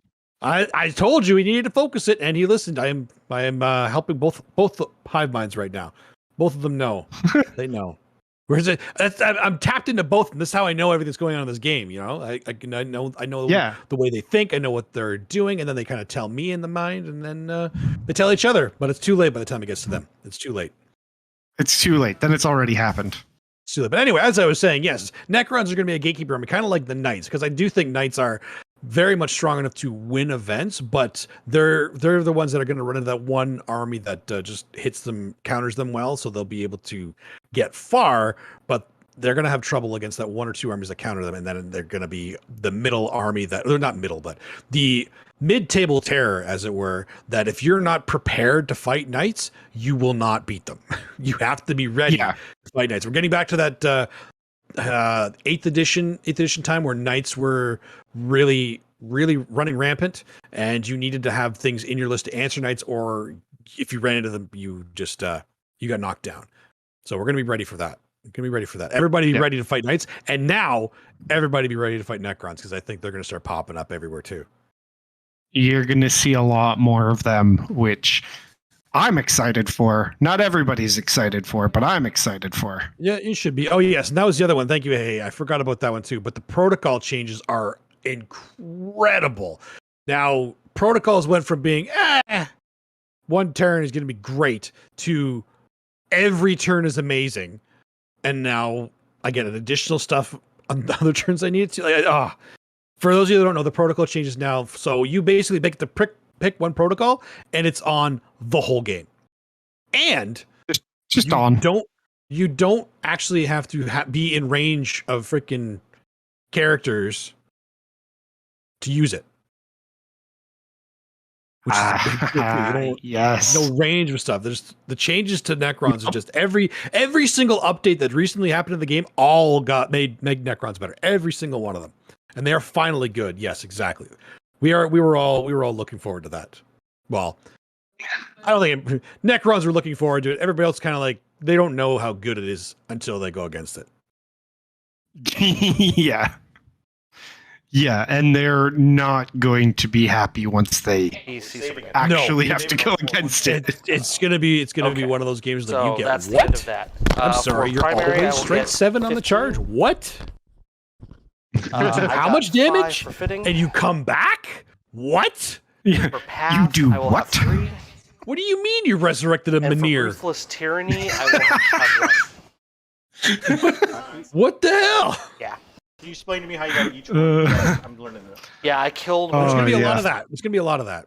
That's part of the there Finn, is going to be a lot of challenge that, on yes. Round 2, where Like I it's say, 5. I'm excited for that. Right, and that's called. Looks like Challenge, yep. table 1 Path is going to have to because step I am away for a still, minute, so I still Okay. have more objectives than you, and I'm in Is this table one? dread range of over half the objectives. thought this was table 1 because this is always table 1 with the River of Blood. Yes. And Ruthless Tyranny is I killed a unit in your objective, in your deployment zone. This part. All right. It's every So- 3. Think of it this Okay, way: we got kill this. something here, kill something in the middle. kill something Hopefully, There's more. This is charging happening. There's more blood okay, happening. It has to There's be more a place on the biomass board. being So if added it's to the the middle. pool. It's the middle. That's where I killed you. oh, so much No, biomass. don't think of it as this. Think of it as That's So much biomass. no, middle. You correct. What are you going 12, to do with 12, all whatever. of this, Overmind? And how much was that one? Worth 1. Kill It's everyone else. better for killing stuff that's all And add over the more place, but biomass. it stacks kill. So You know what you do with and more now we're on, biomass? You make more we are now biomass. on You make more. round. Yeah, is that all you do? That's all you. That's literally all we do. We just want more biomass. We don't know what we do. We're like dogs chasing cars. We don't know what we do when we finally catch it, but we're gonna keep trying to catch it. We're gonna catch as many as we can. Sounds about right. Oh yes, let's head over to yes, another table now. please. Let's head over to another table and see what's going on there. Let's head to table 3 because a lot we have more. not seen it. There's There a we go. bunch that has happened here. Yes. Okay. So there's So 1, 2, 3, 4, 5, 6, 7, 8, 9, 10, 11 knights still on the table. So how many? would you like me to go through a little bit of what has happened here? We have a little Yes. bit of a backlog of events here. Oh, there we go. Go through the backlog. We got this back. We got awesome right. table boss helping us out. That's right. Go ahead. Yes, we have table bosses that are on top of things. So we had Fred shooting at the center war dog, and the top war dog at the top. And he used a 3P CP strat for an auto wound on 6+ from Fred. So the middle war dog went down to 1 wound and saved him with a CP reroll. So the top war dog took 8 wounds as well. So that was a big hit on both of them. But those war dogs look like they made it out of that. Mm-hmm. And so then on the charge phase, we had a chaplain that passed the LD check and made the charge exactly, leading into the top. Leadership check. Yeah, leading into the knight on the left. And Fred was able to clean up the 2 knights in close combat. Okay. So on Michael's movement, he spent 3 CP to reroll 1 hit and exploding 6. The war dogs fired, focusing fire on the squad in the top left. So I don't know if we can see there. He's kind of covering right now there. So don't know what happened on the result of that. But there's a lot of like, there was Death Watch that are up there that I don't see on that objective anymore. yeah, I think he took them out. Yeah, the squad was cleared. Okay, so he did take that squad out. And some war dogs just killed the chaplain and moved in on the bottom right objective there. And we're now into Fred's movement phase. All right. So There's that's kind of the quite a bit backlog of of what Death has Watch. happened. There's Yes. quite a bit of Death Watch here. That's a lot of Death Watch. He's being very careful with them to make sure he doesn't lose to me. It seems like he's figured out the angles of this table to minimize Michael shooting as much as possible, which is great for him because he can actually dictate the engagements then, as long as he makes his leadership rolls because Chaos Knights. Yes. Because Chaos But Knights. he definitely seems like he's playing playing very tactically into these Chaos Knights. It's really nice to see. But like we said, these are top tier players, right? So this is what you're gonna see, and it's amazing, right? Like he's cutting off those angles, he's making the plays he needs. Because if he just ran out there, I mean, this would just against Chaos, right? That's gonna be a hard match. He's not overcommitting, and mainly because one, if you do that, you're at this level play, you're in trouble. But against Chaos Knights, there's even more things. Like even if you have the ability, I can kill you in close combat, I can kill you in shooting. Okay, but can you pass all your leadership tests? Because if you don't, your plan is ruined. Not only that, if you're going for charges and you're out in the open to make those charges, you're now standing in the open for 11 knights to shoot you and then charge you because this is what we do. It looks like he's lining up one of those charges right now. As I say that, he's literally lining up what it looked like he was doing, but he's thinking about it. So can I pass the leadership? That's what he's saying right now. Can I pass leadership? How confident am I rolling? How confident are you? How confident? Yep. Looks like he's measuring elsewhere. See what else he He's can thinking get about here. He's debating going that center objective. You can see the look in his eyes. He Fred's wants really to. mulling this one over. Yeah, he wants to do it. He wants to do it. I want this, but it's just look that entire Chaos Knight army is looking at that center objective like, go ahead, stand on it. Yeah. There's 11 knights standing there going, yeah, I dare you. Get in there. Julius, yes, they are using all of the new rules. Every single one of them. Data slate, rules, mission, everything. All of it. All of it. We are the newest of the new. Before it even technically exists. It is amazing because we're getting to see some of these very interesting new strats, but also, the army builds just untested. being They're very untested. You got to remember that too. Like these guys is like, literally the first thought they came in. This is what I think is going to be good, and now we're going to see it firsthand. And we already had one of them last night play something, and like, nope, not doing this. This is not. Then switched before today's tournament started. So this is how live this is. yeah, how real this is right now. So we're moving on to the assault doctrine for Fred. Looks like he decided not to do the move, the full move in there. Oh, he's still no. Here he decided to do it. He was measuring because he wanted to see if he was worth doing the assault doctrine. He's like, I am going to start trying to come at you. I think that's what he's doing. Yep. So he's doing it. He's going in. Oh, the leadership roles, Fred. The boulders between your legs, buddy. He's got this. He knows. He's working on this. So while he's working on his assault doctrine, getting those advancements in there, yes, like Dustin said, Kulios, we are using the new rules. We are using the new everything. These top tier players just came up with these lists basically last night at like 3 a.m, trying to put together the first thing they thought of that would make sense to come in and play at this wonderful event called Charity Hammer 2022. And we are playing in support of Child's Play. It is a charity that helps out children who are in hospitals or in different situations in which they need some support. And they go in, Child's Play goes in, helps them out with some games, some video games, different things like that to either pass the time if they're waiting for treatments and things, or to help with recovery, be it mental or physical, different things. It's a wonderful charity. All the money that you donate goes straight to them. We're thankful for any donations you can give.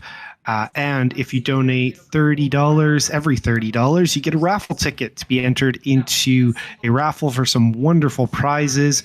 There's thousands of dollars of prizes that you can win. They're drawing them constantly in between the matches today and tomorrow and all weekend. And one of those prizes is a wonderful 2,000-point army. You supply the models, and Sean Naden, the Renaissance man himself, will be painting it for you. It is amazing prize to potentially win out of that raffle. So like we said, it's a win-win. You donate to a wonderful charity in support of children who need the help and need the support, and you get entered into a draw to win some wonderful prizes. So there's nothing wrong there. So we're really excited to raise as much money as we can over the course of this weekend. So that is the little admin spiel for what's going on here as we watch Fred still kind of working out maybe some of the rulings here on how this works. He wants to show Mike. He wants to show me strategy. It's like because it's what this is the thing too. These are top tables too. They're not expected to know everything, especially with all these new armies, especially with Death Watch. You don't see that often anyway. So it's never ever rude to ask to see a strat, guys. Never. No, If you, it's not saying you don't believe it. It's like, wow, can I read that so you can understand the wording too? That's how you learn too, because most people don't buy every single codex just to learn it, right? The only time you learn is when it's used against you in a game. So ask to read it. There's nothing wrong with that. And Fred's happy to show you too. He's like, yeah, you want to see it? Yeah, here it is. And then you read it, like, wow, that's strong. I'd use that too. Okay, sounds good. Sounds pretty good. Yeah. And these guys are playing for the charity, so they're all in good spirits, trying to have some fun and test out some of these new things and learn. Like you said, they're learning just as much as we are here on the stream. They're all learning that's the other thing. They're all learning the same thing here. They're learning these games firsthand. We are all learning it secondhand or third hand. I don't know what the third hand, I guess. Third. Yeah. They're doing it right for us. They're saying it's secondhand. We're doing secondhand because they're right. We're second. This is for fair us. enough. This is for us. That makes perfect sense to me. I'm taking it and I'm running with it. Oh, those guys are underneath the building there. Oh boy. Oh, cheeky. It's cheeky. That's right. Jerdicus King, you nailed it. Play the game with your opponent. We're all playing toy soldiers together. That is the perfect way to say it. It is exactly right. There's no reason to ever feel bad for asking for clarification on something. We're playing toy soldiers. Don't take it seriously. Yeah. It's a game. Yeah, it's a game. Let's have fun, especially when we're doing it for charity. Have fun with it. Yeah, exactly. We're all learning, and remember, these are all great players too. So they all know what they're doing, but they also make mistakes. And despite there was a popular belief for a while, the top players and top tournaments, it was just competitive play was awful to play against because they're all jerks. Look at this. These guys are awesome. You see how nice they're being with each other? There's the handshakes, hugs going on. You don't see all the things off because they're off camera, but they're very friendly with each other. The community is amazing. That's why I always support it, and that's why you should support it too. Fred is going to be moving a lot of models here. I think we can actually switch over to another stream if we have it available. I guess is this table 3? So table 2, if we could. This is table 3. If we can go to table 2, it'd be nice to be able to see what's going on there. Let's have a look at Sam Lemon, who is that with the stupid sexy voice? None of us. I don't think anyone here has a stupid sexy voice. I mean, I don't know what you're talking about. Oh my. This is my regular voice. Welcome to ASMR charity stream here at Charity Hammer on the Warhammer stream. This is Dustin the Stud Henshaw, and I am here to put the sultry voice in your ear as we watch some top level 40k. Oh God, you're making me crack up here. I'm losing. Oh my goodness, that was so good.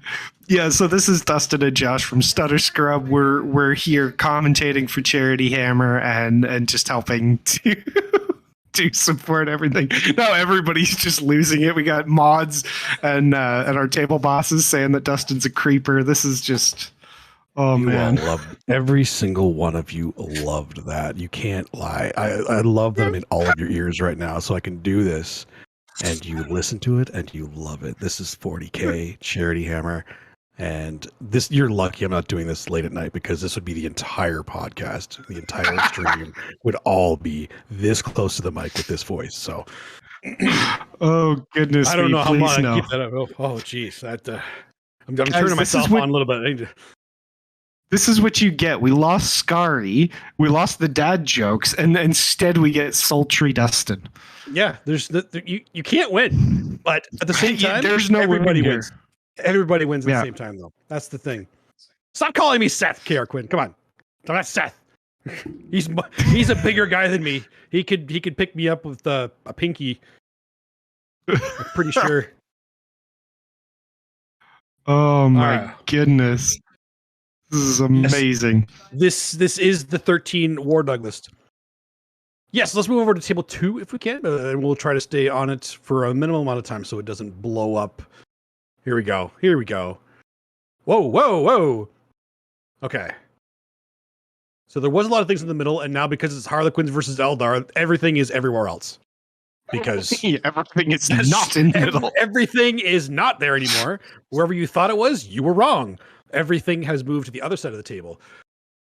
It looks like the Harlequins have the middle right now. There's some Eldar in the bottom right. Harlequins seem to be mostly in control of the map, actually. Yeah, definitely seems like they've taken control here.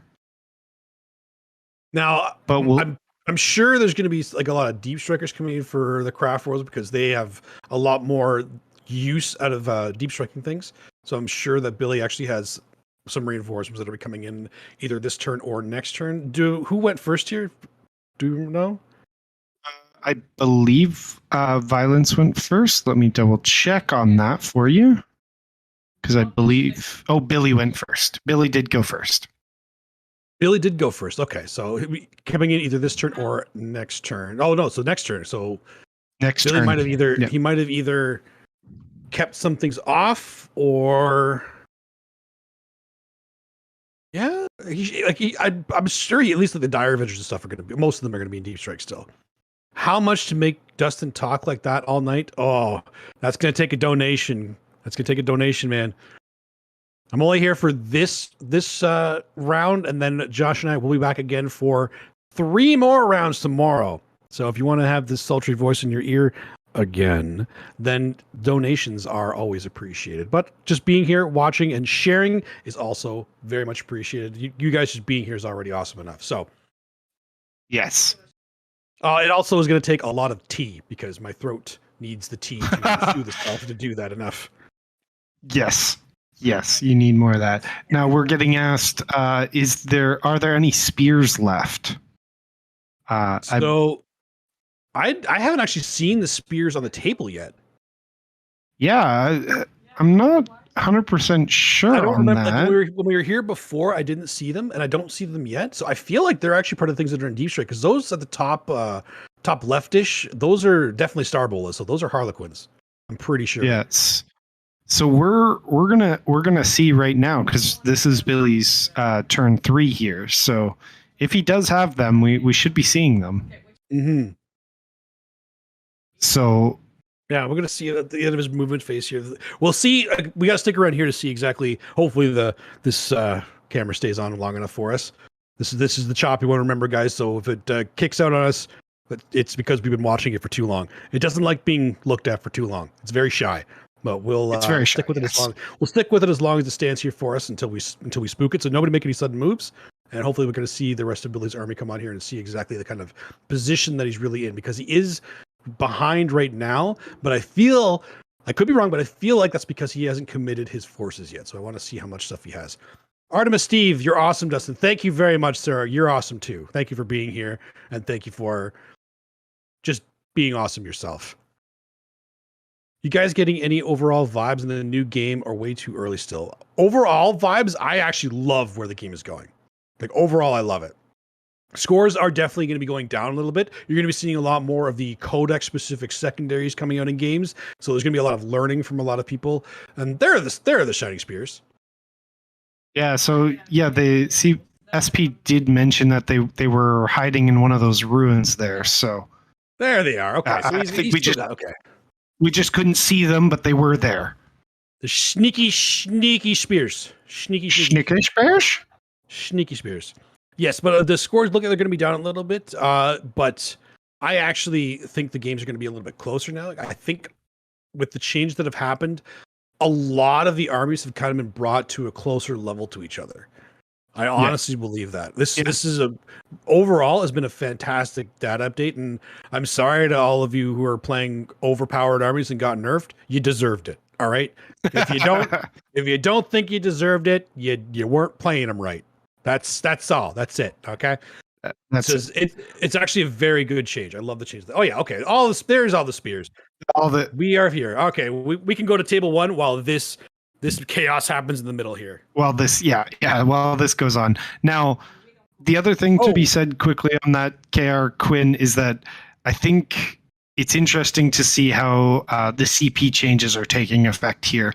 We're seeing a lot less of those huge CP, like, I just dropped 9 CP this turn. Like, that's happening a lot less with people not having it at the beginning. So it's definitely, it makes those CP strats used a lot more interesting and a lot more targeted. it's harder to justify pumping a lot of CP into a single unit a lot of the time because you're not going to start with all this stuff. So you kind of have to save up for it. It was almost like it was trying to mitigate alpha strikes a little bit, but I don't think that was it. I think it was more to mitigate some of the list building aspects because now that you have to pay for all your warlord and your warlord, even your first warlord trait and your relic, it's gonna cost a lot more CP just to make a lot of lists. The multiple detachment lists are starting to fall by the wayside, and then all these mass warlord traits and relics all over the place are starting to suffer a little bit because you start to realize how much you use your CP. And if you're an army that is CP heavy, you don't take this extra stuff. You can't. Yeah.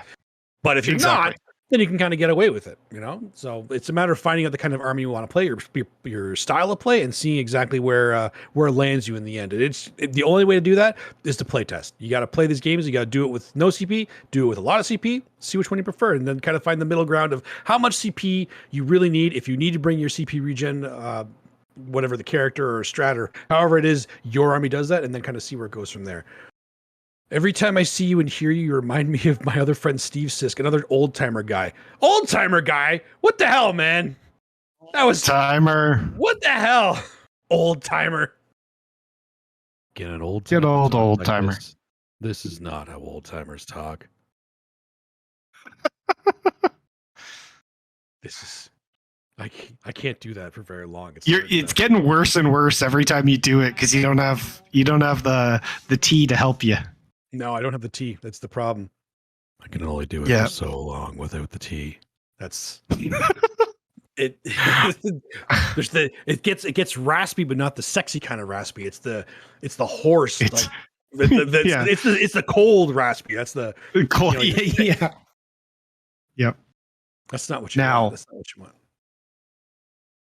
Now, what do we got going on here, Dustin? It looks like Steve is really kind of moving in there. He is, but Alex is really pushing back now. So Alex has his counterattack is coming. He's got looks like those are Raveners going into the Warriors. This is just Warrior on Ravener action everywhere. And it looks like a Swarm Lord. Did Alex have a Swarm Lord? Did I say that in his list? Let me look that up. Yes. He does. That is the Swarm Lord then. That is absolutely a Swarm Lord. Ha! I know these models. And he brought in that 10-man Acolyte squad at the upper right. And he's and his drill squad came in the top right. Sorry, what was that? He lost his Harpy the bottom of last turn, so... Yes, okay, we saw him lose his Harpy the bottom of last turn, but he did bring this 10-man drill squad on the top right, and the Swarm Lord is charging the middle there, and his Raveners are charging the bottom middle, so he's going hyper aggro this turn. It is turn 3, so he has some GSC, so this is the GSC turn to get crumpin', as it were in orc terms. As they say. And yes, as they say, as all of them say, everybody says that for sure. As everybody says that, yeah. And Mark Murphy says in chat, back in my day, 40K box sets came with 2-piece palm trees and 2 whippy sticks. Love it. So the back in my day jokes have started, everybody. Let's hear them. Let's hear all the 40K related back in my day jokes because this old timer talk has actually gotten started. I want to hear every single back in my day 40K related jokes we can. I want to hear all of them. These are awesome. I love these. Let's keep going with that. That was a good one. That was a good one. The good way to start it off. That was a real good one. Thank you for that, Mark. So yeah, we're seeing Alex on the pushback now. What do you think's going to happen here? What can we expect from his turn? Like I expect buckets of dice, but what else? Well, it depends on because Steve doesn't have the synaptic imperative now. It means that these warriors aren't going to have an invuln. So that Swarm Lord probably he'll spend the CP to re-roll all wounds on them because he's still be wounding them on 4s because of their Leviathan and their synapse. But Swarm Lord can rip through them if he gets enough wounds in. Oh, I think that's what he's doing right now. That's not many attacks, so. And then re-rolling. I was looking for 4s. Oh, did I just call that perfectly? I feel like I called that perfectly. Well, it's 6. Yeah, Mortal. That is the Swarm Lord. Oh, I am so good at this. I should get a medal. That was amazing. Now, if I'm wrong, I'm gonna be very embarrassed. You kind of went all in on that one, eh? I really did. Oh yeah, it was top left. Okay. So I was wrong, but I don't. What was that then? What was the fighting up there? That more Raveners? All right, we got some of these. We got some of these back in my day jokes coming out good. Back in my day, orc dreadnoughts were made of cardboard. All right, that's good. That's All good. right, that was good one. That was a good one. Good one, Chase. Good one, Chase. That was- All right, keep them that was coming, guys. These are awesome. Not a Hive Lord or Hive Guard or something. Tyrant Guard? Tyrant Guard, that's it. No, so there was Tyrant Guard. They killed Tyrant Guard at the top left? Yep. That's what it was. Okay. Okay. So the Tyrant Guard went down the top level. I mean, with the Tyrant dead, what else could the Tyrant Guard do but try and fight stuff and hold objectives? So they did exactly what they wanted to do. It's true. It's true. I think Steve's trying to interrupt here, but I'm not sure. Steve might be interrupting. He's thinking about it. Nope. Alex is still I going. guess not. Still Oh, going. there's Swarmy. There's Swarmy. That was Swarmy. No. Swarm would be dead if that was Swarmy. There's no way only 2 died from Swarmy. Swarm Lord and then the Warriors. Yep, you're right. Oh, it was Swarmlord. Okay. It's just that extra wound now. It's harder for the Swarmlord to just rip through them. But Steve's just deciding where he wants to take the guys away from. He wants to make sure he's optimizing his fight back here. Oh. Steve going back? Okay. There's a few more of, one more back in my day and a couple of more comments going on in chat here. Let's hear him. We got another, back in my day, land speeders were deodorant canisters and no one had one. So thank you, All right. Kara Quinn, for that one. That one's the best one so far. That was awesome. That one was awesome. I love that one. Because of the end of it, because no one had one. Because no one had one yet. That was good. That was good. Gamma Ray Gaming puts in, not a back in my day, but he says, I remember going back to the shop and seeing old bearded dudes with power tools and metal minis. And I was like, nope. Yeah, that was definitely that was the thing. Actually, when I was a kid, that's what I saw too. When I first got my first models, and I walked in there, and I was very intimidated because all I saw was, like you said, old bearded dudes with power tools and metal minis, looking at them, and they didn't even like. Whenever I would come close to the table, they would always kind of shift their body weight to make sure I couldn't get any closer, and it scared me. So I was like, nope. Yeah. I'm gonna not be here anymore. And it is a lot better now. Now the old bearded guys they put their arm around you, invite you in. It's like, hey, what do you want to know? What's going on? That's kind of what we're what we're doing. That can also be scary. It can be scary for a different reason. That's For sometimes different reasons. Sometimes they can be too nice, but Yes. I'd rather too nice than not inclusive. You know, this is what we want. Fair enough. Fair This is what enough. we want. Thank That's you, true. Rolas, for the reminder again.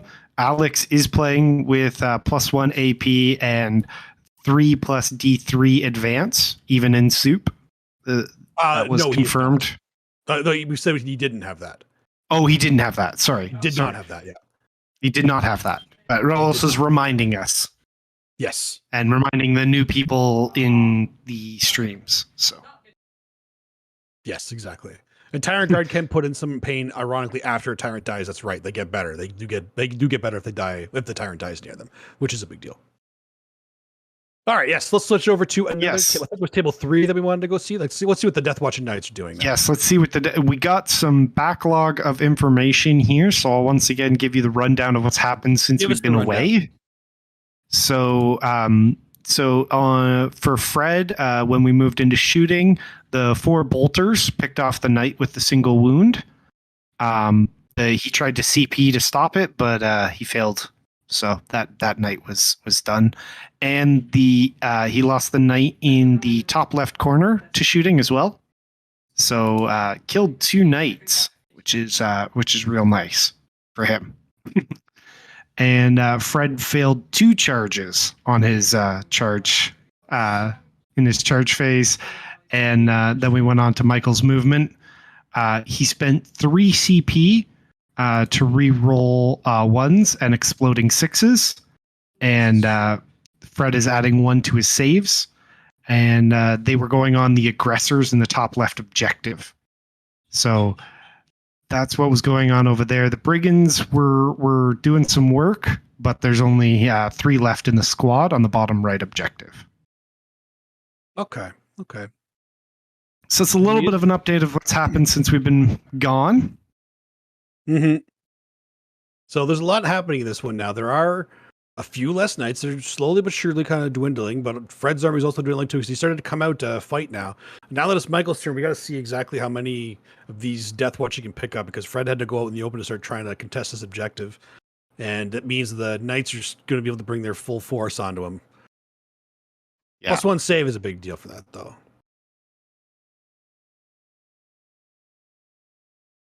So Love there the terrain, we're so vivid. That's right. The terrain is actually awesome. I actually really like this table, like the crystals, because I don't know if you can see them, but they're crystals, and they look really cool.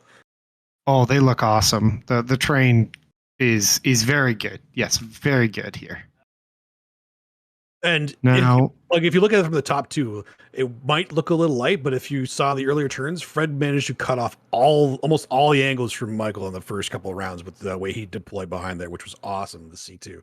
He was able to use the terrain to his advantage that way. So it may look a little light, but the angles are actually they're tough to get to sometimes. That's why Fred had to think about coming out this way so much, because he had a really good defensive position, but it's at the point now it's like I have to come out to make sure I'm still contesting the primary. Otherwise, Michael will run away with the game. yeah. So we're definitely getting into the later stages of this one where they're, Death Watch is definitely going to have to start pulling it out, right? But it's definitely been a close game due to some really well done maneuvers on both sides here. So I'm curious to see how much damage. So it looks like that's the shooting phase. We're into the charge phase now. we're into the charge. I want to see how many he can kill here, because Fred, it doesn't look like he has as many resources left. But he has more than enough to still keep in this game for a while. It's just a matter of how much damage. I don't know how big this. I think that it's still a pretty big squad up in the top left that's in the ruin for Fred. So he still has a lot of things out there. So we'll see if he can do that. Like what he can make happen with those, because it depends. Like I don't know how much damage the Chaos Knights can do in close combat against these guys, because they have the potential to kill them all. They also have the potential to completely whiff. So let's say I want to stay on this, and I want to see how many of these Death Watchers are alive at the end of this. Here we go. There's some rolls coming out, because there's not too many attacks coming from them, but they're high enough damage that anything that gets through is a dead Death Watch. Yeah.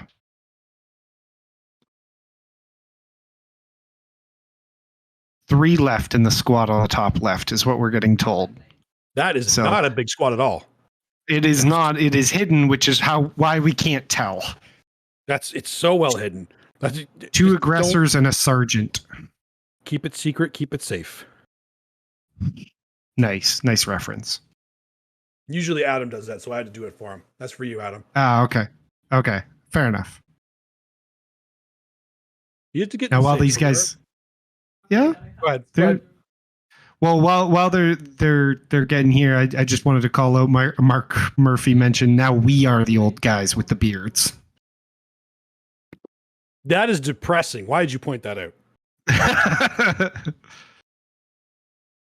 But we don't have the tool. Oh, okay. I can't. You know what? I can't speak for everybody, because maybe some people do have power tools with them. I have seen some people carrying like tool belts, which are not fashionable, but they're very practical. So, you do you. True. You do you. There's no wrong way to do this hobby, and I immediately regret saying that. Yes, you do. Oh, Dustin.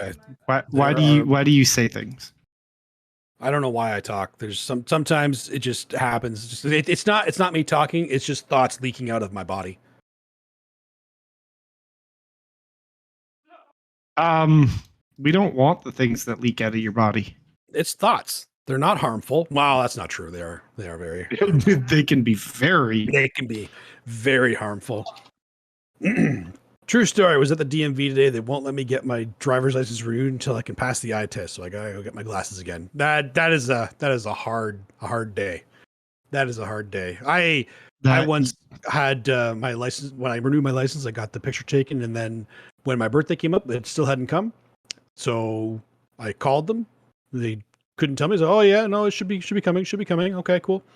Still didn't come. 2 weeks later, they're like, okay, I'm going into the DMV there. So I go in there. And they're like, oh, your picture got rejected, so we didn't send it to you. Oh, it's a good thing you told me, which you didn't. Or I would have been sitting here for 3 months thinking I was getting my freaking driver's license. Moral of the story is always double check to make sure your picture's okay, apparently. You were just too pretty, man. I was just too pretty. That's right. Production understands. That was definitely not the case, but I'll take the compliment. Power C6 says, do we know what house the knights are?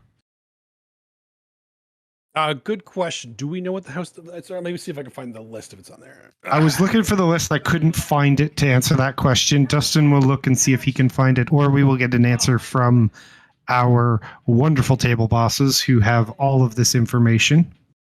They're all knowing and all seeing. Yes. So combat is over at this point. Let's head over to table 1. It looks like the Death Watch took a pretty big hit, so we can give some time for Fred to kind of figure out his turn and see how he comes back from that. So let's go back here and see how much more biomass has been added to the pool here. And it looks like a lot of it. Oh my It goodness, looks like it looks like a lot. Oh boy. So the Acolytes up at the top right, they seem to be engaged with the Zoanthropes. Is that the Zoanthropes and a Neurothrop, or did they just charge the Zoanthropes there? Because it looks like that's just a Zoanthrop squad that's still pretty healthy for a 3-man squad being at 1.5 or 1.25. Swarmy didn't quite get through the Warriors down there. There's still 2 left in that squad, and there's a bunch left in that other squad. Sorry? The Neurothrop is still up there, yep. Yeah, the Neurothrop is still up there. So the Acolytes must not have done too much into the Zoanthropes. They must have tanked all of them with 4-up invulns. They killed one dude and took the other one down to 1, so... Yeah, so they killed one, took another one down. That's a drill squad too. That's oof. It's the Twisted Helix. I know people love the Twisted Helix, and I get it. I love it too. But drills are just even more efficient if you bring them in the myriad. They are. They are. Trust Tips me. and tricks. Tips from and tricks. But your don't get me wrong. Overmind. It's still worthwhile taking one big drill squad in any friggin' GSC list because they're just so good. They're so good. So this is Steve's turn right now. He's Yes. these are more charges. Charging in there. I wish this was like an old school RTS right now where we could see the amount of bodies that have been put on that around the middle objective in this game, because I think the majority of both armies are on there right now. Or have been on there. Or have been on there at some point. Yeah. Bug's got a bug. Bug's got a bug. Oh my goodness. Yeah, that center objective is just like, it's almost like a black hole. Units just keep moving in and then disappearing, and new units take their place. It is the Bermuda Triangle of 40K right now. Everything that goes in there doesn't come out. We don't know where it went, but it just doesn't come back. It's gone. How are the Pyrovores? There's a Pyrovore still alive. It's been in the middle of the table most of this game. That thing is a hero. How is it still alive? It's at 1 wound by the looks of it, but it's still there. It literally moved there. I saw it move there, turn 1, and it's still there.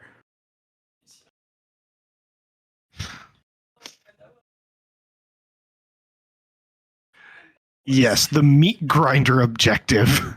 Yep, that's exactly what this is. From chat. Yep.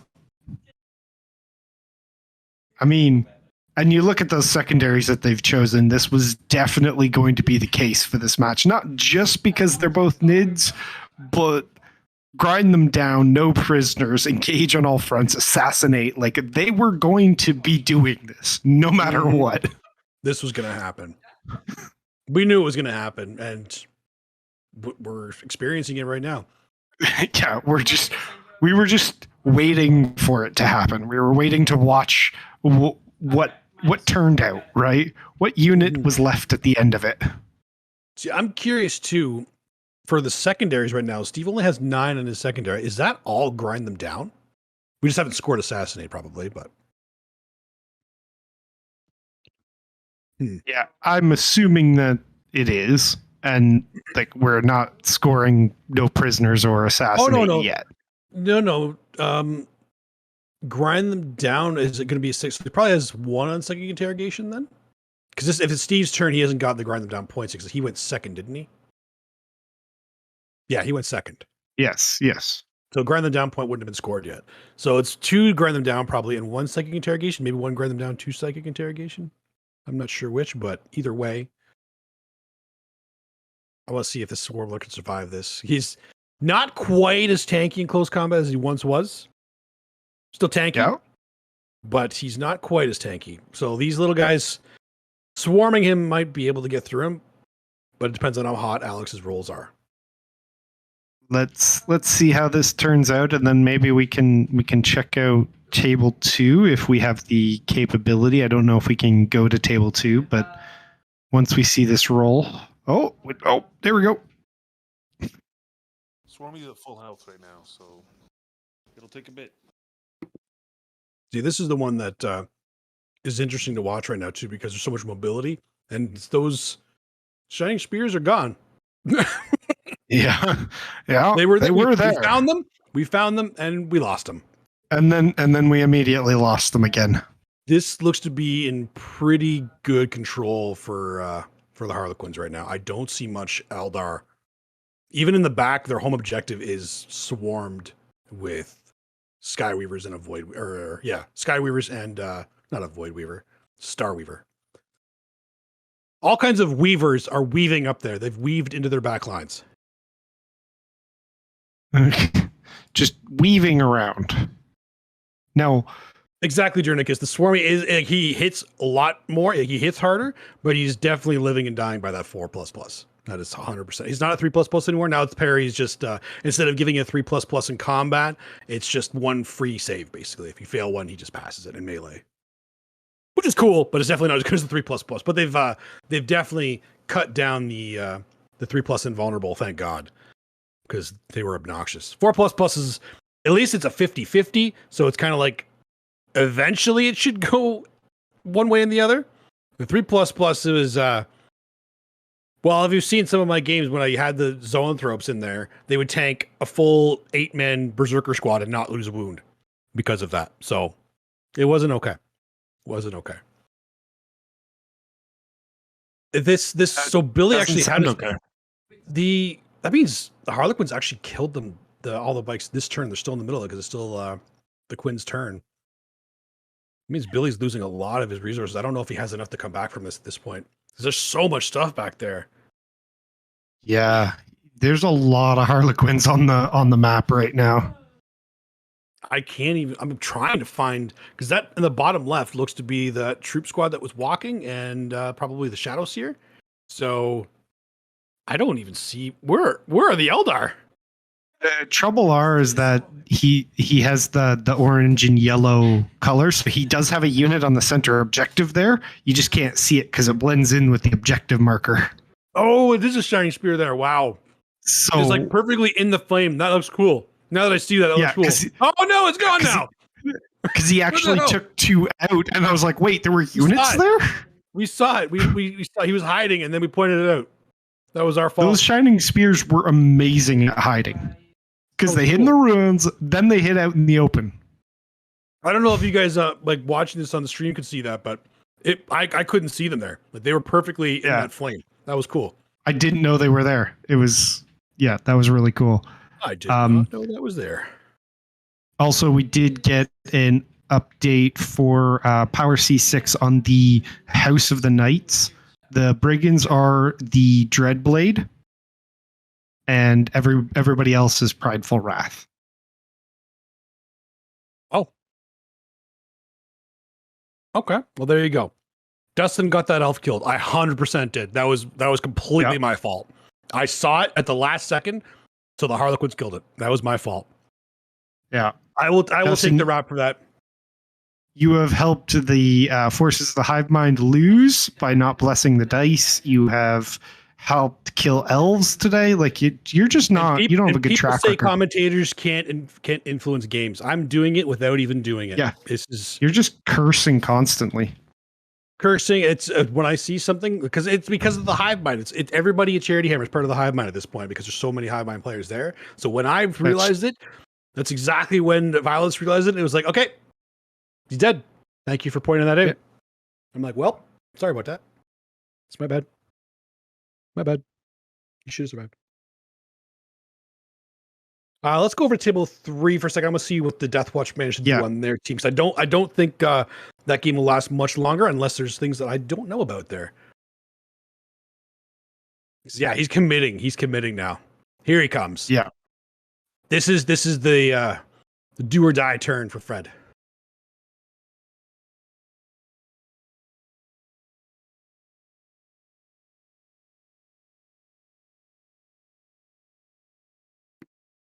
Are we in the charge phase already? I think they're all in close combat, yeah. Oh, he's killing knights. He's picking up knights. Knights are dying. Knights are dying. Oh my goodness. Hurry, Greeks are dying. That's from Troy, by the way. I don't know if anybody caught that, but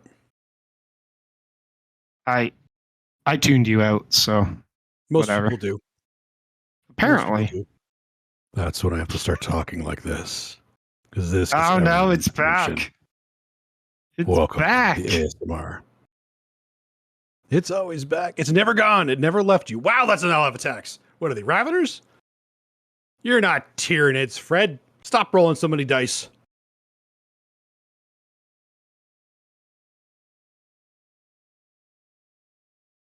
At least pick it up. Wait, he's still rolling. Oh my god, Death Watch roll so many rerolls too. Oh my goodness. Okay. This just didn't quite kill it. Oh, it was just get it. He's so bad. You gotta throw it. Nice. Okay, fine. He takes this many wounds.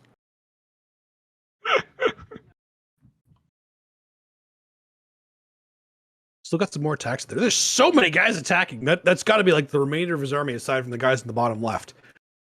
They're just hero moding into the middle of the map. You need to deal with it, right? He's killing him too, Fred. Absolutely. Wow, he's pulling this out right now. Even with the banners being a mistake, he's like, no, this game is fine. This is okay. I got this. I'm just gonna keep rolling dice until you die. I think that's a good strategy. I feel like if you just keep rolling, eventually they're gonna fail a save. Oh. Okay.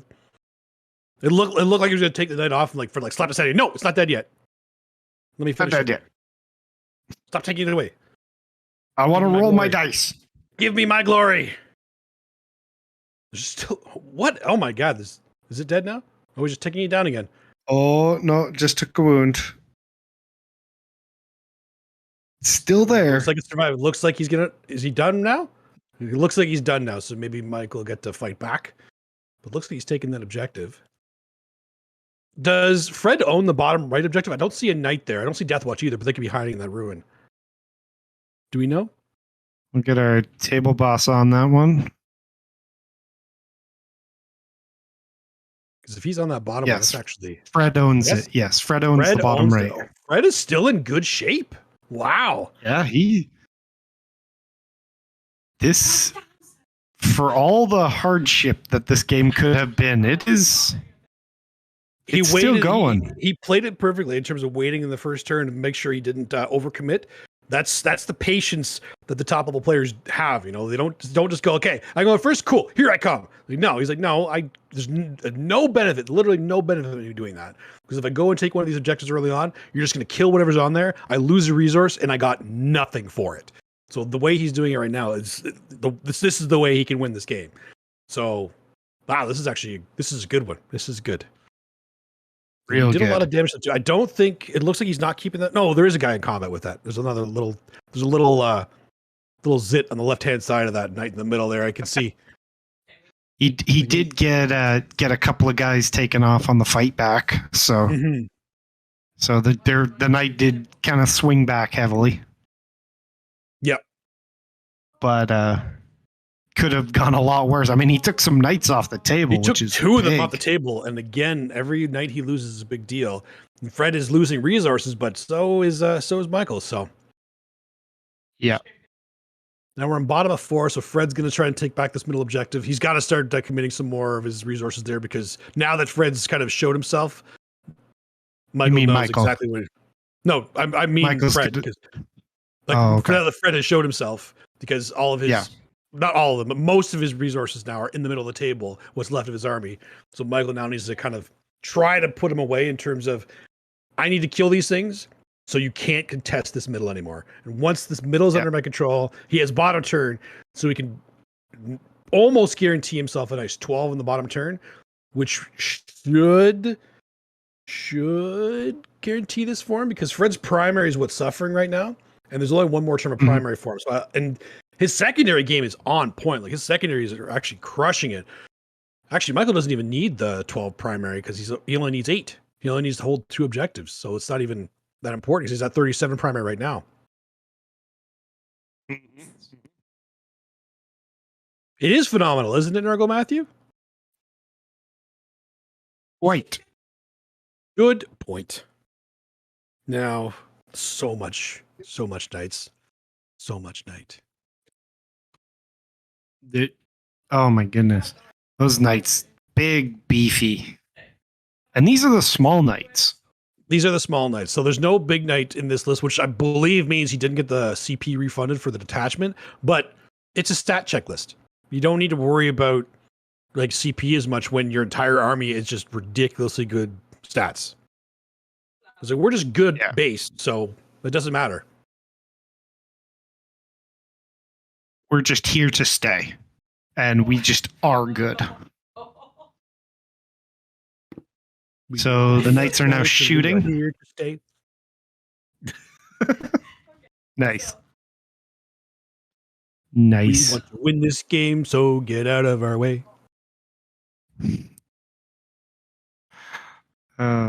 All please. song, all the ASMR, we get everything. You get everything on this channel, and for Charity Hammer, this is exactly what you come here for. This is an all-encompassing stream here that we are able to provide in conjunction with Charity Hammer 2022 in support of Child's Play, charity that helps support children who are in the hospital or in shelters in need of sometimes something to do while they wait on treatments, and sometimes games and video games, different things can help them recover from treatments and different things. And that charity is just wonderful at working through that. So all our donations are going towards that. Please donate. We're thankful for any donations that you can give. And every $30 you get entered into a raffle for thousands of dollars worth of prizes that we'll be drawing all weekend in between the games. And one of the prizes being a custom painted army by Sean Naden for whoever wins that prize. 2,000 point army he will paint for you. Great prize right there. And we're just appreciative of anything that can be donated. We're looking forward to all sorts of things coming up in the future. This is exactly what we wanted to see. We want all of these people, everybody in the chat, take out your wallet, take out your credit card, donate any little bit. It helps. Share this everywhere. We want this to be seen all across every nation. Charity Hammer for Child's Play and for your enjoyment. There's no losers here. Everybody here is a winner. And as corny as that sounds, I'm standing by it, and I'm going to influence everybody to support us in some way. Just being here is already supporting us, supporting this awesome hobby, all these awesome players that are putting on this event for us. So thank you all for being here. Thank you for tuning in. And remember, this is all weekend long. This is just the beginning. There's still 2 more full days of this. And I mean full days. This is 24 hours. 24 hours a day, 4 days a week, because it's just a 4-day event. I wanted to say 7 days a week, but it wouldn't make sense because that's not what it is. Look, see how many of these Death Watch that Michael can actually kill, because if he can kill enough of them in the middle, he pretty much locks down this game for himself. However, Fred might still have some tricks up his sleeve. He's not out. Very good player. He knows what he's doing. He's ready for it. And he knows exactly what Mike's plan is, too. Yeah, he knows what he's going for. He knows what needs to happen.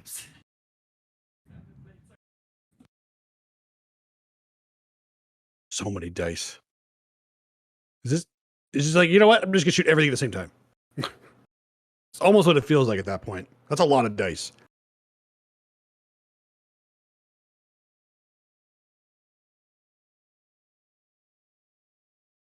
Okay, so his plan is to clear everything but the bottom left. That's his plan. He has stated that. I mean, which makes that's sense. a reasonable goal.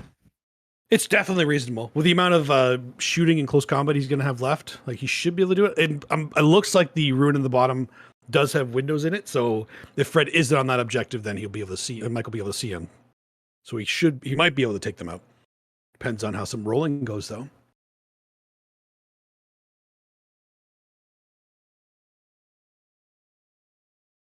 Now, do we want to stick it out here and see how this resolves, or should we check in with our other? Let's check in with the Tyranid matchup, the Tyranid versus Forces. Which go. So table 1, if we can. Let's have a look at what's going on. Table 1 if we can. Left on the table, and how much of brown and purple is left on the table. Because Let's keep looking. Let's keep watching this and see this charge phase. That's what I actually want. Because we're charging in. We're charging in.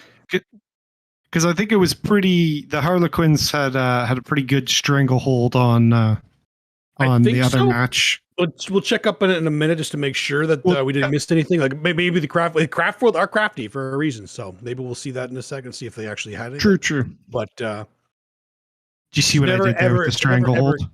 Yeah, I saw that. That was clever. Thank you. I'm curious to see though, because never count on any of these players. They all know how to get the points at the end of the game. All of them do. That is very true. That is very true. These are top level players, so you never know what they'll pull out. Like a million dice. All of the dice. Is this him fighting back? He just back here. So he didn't die. Mm-hmm. Is that knight get that looked like an explosion roll?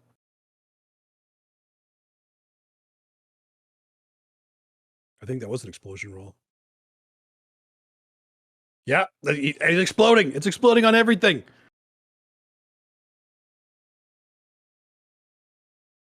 Another knight down. Wow, he actually managed to kill it in the fight back. Fred, he's still in this for sure. The Death Watch are coming to play. They ain't playing around. What are you talking about? More bring it down points too. His secondary game is on point. Literally, it's on point. Like he's getting point. he's getting points. He's getting point. He is get point. His secondary is get point. It's not as good as Scari's jokes, I have to say. I'm not trying to be as good as Scari's jokes because they're terrible. They're dad jokes. You hear that, Scary? You hear us, Scary? I shake my fist at you, sir. You can't see it, but it's happening. Fred's got a few guys. He's got one little squad there. Whoa.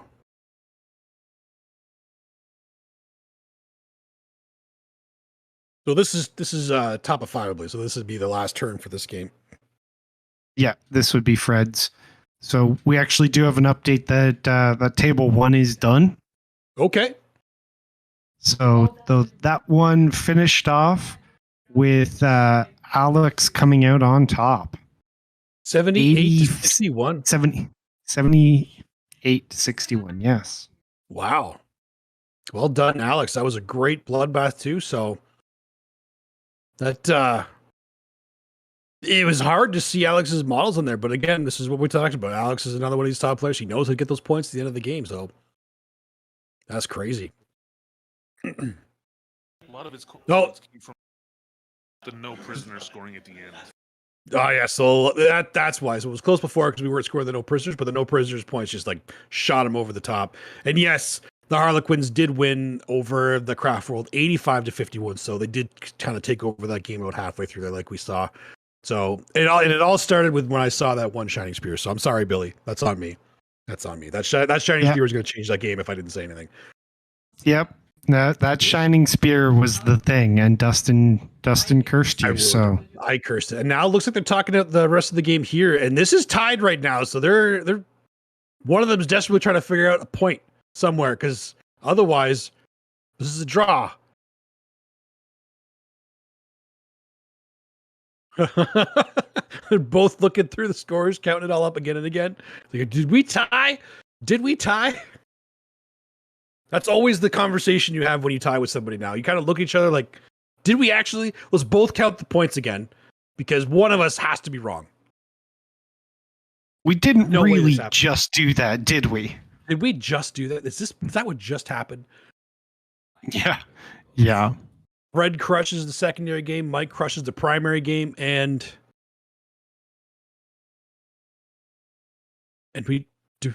Oh no, there it is. There it is. Yeah, the primary. I thought Mike had the 45 primary. Okay. That was a swing.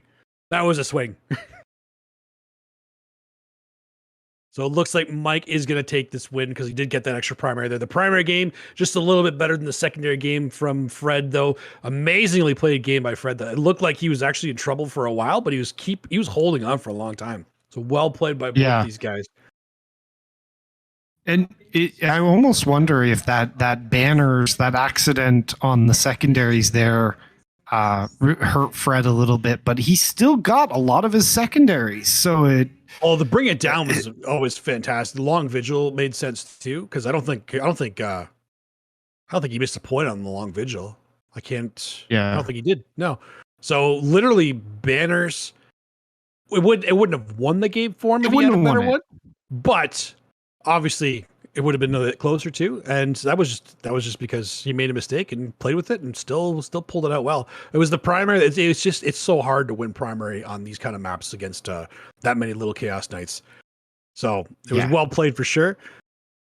Yeah, 74-58 is the final for the Knights, and then Deathwatch 50. So what you're seeing on screen is accurate, and that is the end of this round. That is the end of this round. So do we know who's playing in the next round, Table Blast? Is that information we have access to?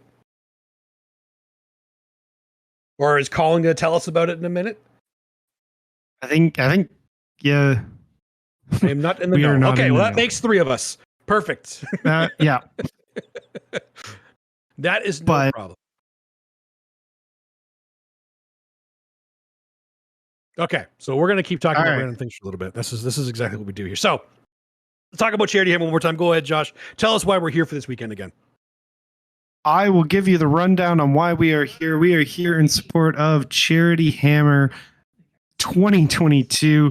This is a Warhammer 40K tournament in support of Child's Play, a charity that helps children who are in the hospital or in different situations in which they may need some support or some help going through medical treatments or recovering from medical treatments. And they use video games and various different games to help children sometimes just pass the time as they go through their treatments. And sometimes it's used to recover, both either mentally, sometimes physically, depending on what they go through. And they just do a wonderful job at helping to find different uses for these things that we love to do, these games, and how they can work into our lives in a variety of different ways. So it's a great charity. All the money that you get all the money that you give goes straight to the charity, and we are we're just thankful for any donations you could potentially give for it. Thank you very much for the con on the subscription there, and the message saying Child's Play donate now. So anything that you give goes straight there. $30, every $30 that you give, you get a raffle ticket, you get entered into the draws, and you can potentially win all sorts of great prizes. They'll be drawing them all weekend in between all the different matches. When they go to Colin will be doing some of those draws, and you can win all sorts of prizes. They got boxes with kill teams and all sorts of different things. And one of the prizes, the one that we keep bringing up because it's just so darn good, is a wonderful 2,000 point army hand painted by Sean Naden, the Renaissance man himself. So you supply the models, a 2,000 point army, and Sean will paint it for you. And that is he is just on point with his paint jobs. So that is a prize and a half right there, if you ask me. But you can be entered into that draw. So like we say, it's a win-win. You give money to support a cause that is great, and you get entered into a draw to potentially win some great stuff. So, there is nothing wrong with any of that. That is why we're here. These streams are happening all weekend. This is just Friday. We've just been streaming games for one day, not even a day. Right? Not even a day. Well, I mean, it has been going on for a day. We haven't been here for a day, but everybody else has been here has been here for a day. That's true. You guys will be here for as long as possible. There's a lot. That's why everybody's going to be tired here. There's about 3 hours of sleep between the lot of them that are at this event right now. So it is crazy that they're even standing, let alone playing a complicated 40K game against each other with the high level that they're playing at. So it's actually great to see them all on here. It's great to see everybody in the chat. Thank you all for being here. And then again, remember, this is all weekend. Josh and I will be back again tomorrow for 3 more games. You have more commentators and more games coming up after this. There's so much more content to come. It's nonstop, guys. Like if you have something you got to do, you got to stay up late at night, you can't sleep, watch Charity Hammer. That's exactly. It's going to be here all weekend. We'll be here with you. If you're suffering from kind of what's insomnia, we'll be here for you. Come chat with us. We'll be Come chat with us. Yeah, exactly. Come join the streams. And if you're on, those social media things that the kids are all talking about these days, feel free to. That's a thing, right? Yeah, exactly. Feel free to share the links to both the donation page, which hasn't been posted as many times. Team Beer Hammer has posted it again, but it is in the chat somewhere. It is at Best in Tabletop /Charity Hammer, so you can go there to see the schedules, and then get the link for the donation is from there. There you can donate there, post it up on your social media, post the link to the streams. Right now we're live on Best in Table and Frontline Gaming TV. Post those links out there, get people interested in watching them. If you're into competitive 40K, this is basically the place to be right now, right? So, I mean, not for us, for the games, for the wonderful games that these people are putting on. These top tier players, Sean Naden, John Lennon. We got all sorts of people in here. All the top players, not all of them, but there's a lot of top players. Well, not all. It's top level content. This is the kind of game you want to see. And again, we said it before, and we'll say it again because we're stalling for time. And we are here because every single new rule is in effect. I think this was asked recently too. Every single new rule is in effect. The data slates, the points, the missions, everything is in effect for this weekend. So these players literally built these lists this morning, 3:00 this morning. 3:00 this morning. So they are the very first takes from these top level players, and they're faction experts in a lot of cases, that they want to see exactly what they can do with this new meta. And it's kind of testing it too. So there's a lot of them that tried a couple of things like in their head, and then in the middle of the night they woke up, it's like, nope, doesn't work, changed it. That's why it took a little bit to get some of the lists into that document, because they changed in the middle of the night. And I mean that literally, they changed in the middle of the night because some of them woke up because they had a nightmare about having zoanthropes in a list that they didn't have the synaptic imperative. So it's like, well, why am I taking zoanthropes? Taking it out. What am I thinking? Change it out. Put something else in there. I got points now. There's so many things they can do with these new lists, and it's a whole new world. It's almost like a new edition. So you are seeing the birth of basically a new edition. 9.5 is here, and is here at Charity Hammer first and foremost. And you're seeing it with all kinds of top players, showing you exactly their ideas of what they're going to see. Some of them could be wrong, but a lot of them could be right. So you can see some of these things. You can copy them. This is if you want a net list, here's a place to net list from, right? Yeah, that's what people do nowadays. They go on social media and post on TikTok, and they net list. I think that's normal, isn't it? Can we link it now? I can. Let me. You know what? I'll just copy and paste from Team Beerhammer here. No, Team Beerhammer is a link to the schedule. There's one from Biff. Oh, the child donation. Sorry, that's a different one. Yeah. We'll see if we can get that in the chat here soon. So it's in the oh, we got it here. Chat there. You can grab it from there. I'm grabbing it for you guys. Here we go. I am not signed in to be able to. I'm Stutter Scrub, by the way. That's why that's who's showing up on that one there. Where else am I? I'm over here as well. Hiya! There we go. I think if there's any media platforms that we're streaming to right now that I did not post that, please tell me. There's a few of them. Oh, there's so many of them. We're on 2 different YouTubes and 2 different Twitches. What YouTube did I just post to? I have no idea. I didn't see it in either of mine. Okay. There might be a chat I'm missing. I am seeing. Let's see. What am I seeing? I am seeing live on Best in Tabletop and Frontline Gaming Network. All right. How about here? Post it everywhere. And then you can go to another Twitch. Post it everywhere. Everywhere. I posted it into the Frontline Gaming Twitch. So let's go to the Best in Faction Twitch. Oops. I mean the Biff Pod, because that's what it is on here, isn't it? Biff Pod? There it is. There it is. I didn't forget about you guys. I'm here. Here I come. Here I come with the link for you. There you go. Boom. I think I covered most places. Raise your hand if you didn't get it. Because that's why we're here. You're so make sure you have... Art of War 40k too. Oh, I got more of them. Okay. Oh, I haven't been looking at that chat. Oh no. There's so. Oh my god. I'm sorry, guys. We might have been missing some chat then. I apologize if I have missed your chat. I've been trying to keep up with as many chats as I can. There are so many of them. Oh, we got it?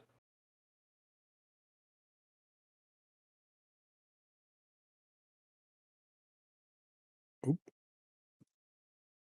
Okay. I think. Oh no, it's YouTube. That's where it is. Okay, that's why I couldn't find it.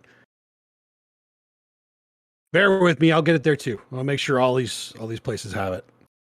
Everywhere needs it. There it is. Hey, yeah. There we go. And Sherman Messer, I did see your chat. I just chose to ignore that really bad pun that you made. That's a good idea. There's a lot of chat going on in Art of War 40k chat. I'm sorry, guys. We'll make sure this is open next time too. I do see you. I just choose to ignore you. And that's my prerogative. That's fair. That's fair. Yes. Sorry about that. Anyone who was writing chat messages we did not respond to. I will try to do better next time to catch all of the chats. There's so much chatting. We encourage all of it. Please make sure you keep that up. And round 3 is going to be Tide of Conviction. Oh my God. Who here? I want everybody in the chat. Who here loves the Tide of Conviction mission? Because I feel like it's probably the new Scouring for most people. I feel like that's the one that people hate the most. But I want to know. Tell me in chat. Now that I'm everywhere, raise those hands if you love Tide of Conviction. Come on. And I'll Raise know your that you all hate it. hands. I'll know you all hate it if no hands are raised. You know what? Maybe we should do this the other way around. Raise your hand if you hate it, because that way we actually get more chats in here. Because I don't think we get many more people are gonna raise their interaction. hand for loving it. Yeah, we want the more interaction here. I want to know how many people actually like it, or actually hate it. Sorry, actually, raise your hand if you hate it. My goodness, you're there terrible we at go. this. There's one. Now, see, for the con, there we go. I know there's more of you out there. I know there's more of you. There's no way there's that many people that like this mission. There's no way. I don't believe you guys. Stop lying to me. Come on. Where are you? There we Question go. is, do they know the mission? Title conviction? Okay, if I can kind of explain it to you. Can we explain the mission? Because this is new. This is new, right? Well, the mission itself isn't new. This one hasn't changed. Oh, yet. okay. Okay, So this one it's hasn't like- changed. Okay, that's This fair. one hasn't changed. But the only way I can describe it is the weird Dawn of War. The weird subjective Dawn of War. Because it's the Hold 2, and it's the one where you have the one objective that's barely in your deployment zone, the very middle of your deployment zone. And then there's one objective that's like a little bit, like it's up 9 inches and over 6 to the left, and another one over 18 inches the other way. It's actually odd because the way they line up is kind of like a Vanguard style club sandwich on both sides. But there's 6 objectives, and it's Hold 2. And the bonus is to hold an objective in your opponent's, like in no man's land, like not in your no man's land, your opponent's no man's land, like your opponent's side of the table. Which means that in order to get the bonus, you have to be aggressive or at least sacrifice units. So not only is it a Hold 2, so you already have to use more of your resources to be able to hold more objectives, but you have to also throw stuff forward. And nobody likes to do that. And I know so many of you are lying right now by not putting up your hands, or you're ignoring me, and I don't appreciate that either. Come on, guys. I know you're out there. I know. Then you know this. We all ignore you. We had so many people give us the in my day jokes, and nobody here hates, except for the Con. For the Con hates it. Thank you, For the Con, for being honest with us and actually sharing your feelings deep with us. But that should be close to our time. So are we going over to Colin afterwards? Is that the plan? Do we know? I believe so. We're continuing the normal curse. Okay. All right. Oh no. Oh no. Okay. Well, you know what? If we can't get more people saying, wait, you've only played with more chat. Okay. Yeah. I think I can see that. Gamma Ray Gaming says hate is a strong word. Hate. Okay. That's fair. It is a strong word, but is it accurate? And Artemis Steve Dislike? says, I'm old. I can't find the hand on the phone. That is a very acceptable excuse. I will accept that. Considering we've gone this old theme recently. I don't know, man. If there's not enough people that maybe not but hate but dislike it. Oh, we've had a bunch of big. Maybe we should just fill the recently. time with some more ASMR because this is what you guys are here for. Yeah, that's right? fine. You know what I mean. Because the sultry sounds of Dustin. 30 seconds, and this time it's real. I've had so much time to drink some tea, but it is time to move on to someone else. We are going to be signing off for you guys. So thank you so much for everybody in the chat for chatting with us and engaging with us. We will be back again, Josh and I specifically. We'll be back again for 3 rounds tomorrow. You have some more excellent commentators and games coming up now for you. So we are going to leave it to them. And thank you again for joining us here and joining us for the rest of the weekend for Charity Hammer. Thank you for being here. Thank you for donating. Thank you for supporting us. We'll see you again soon.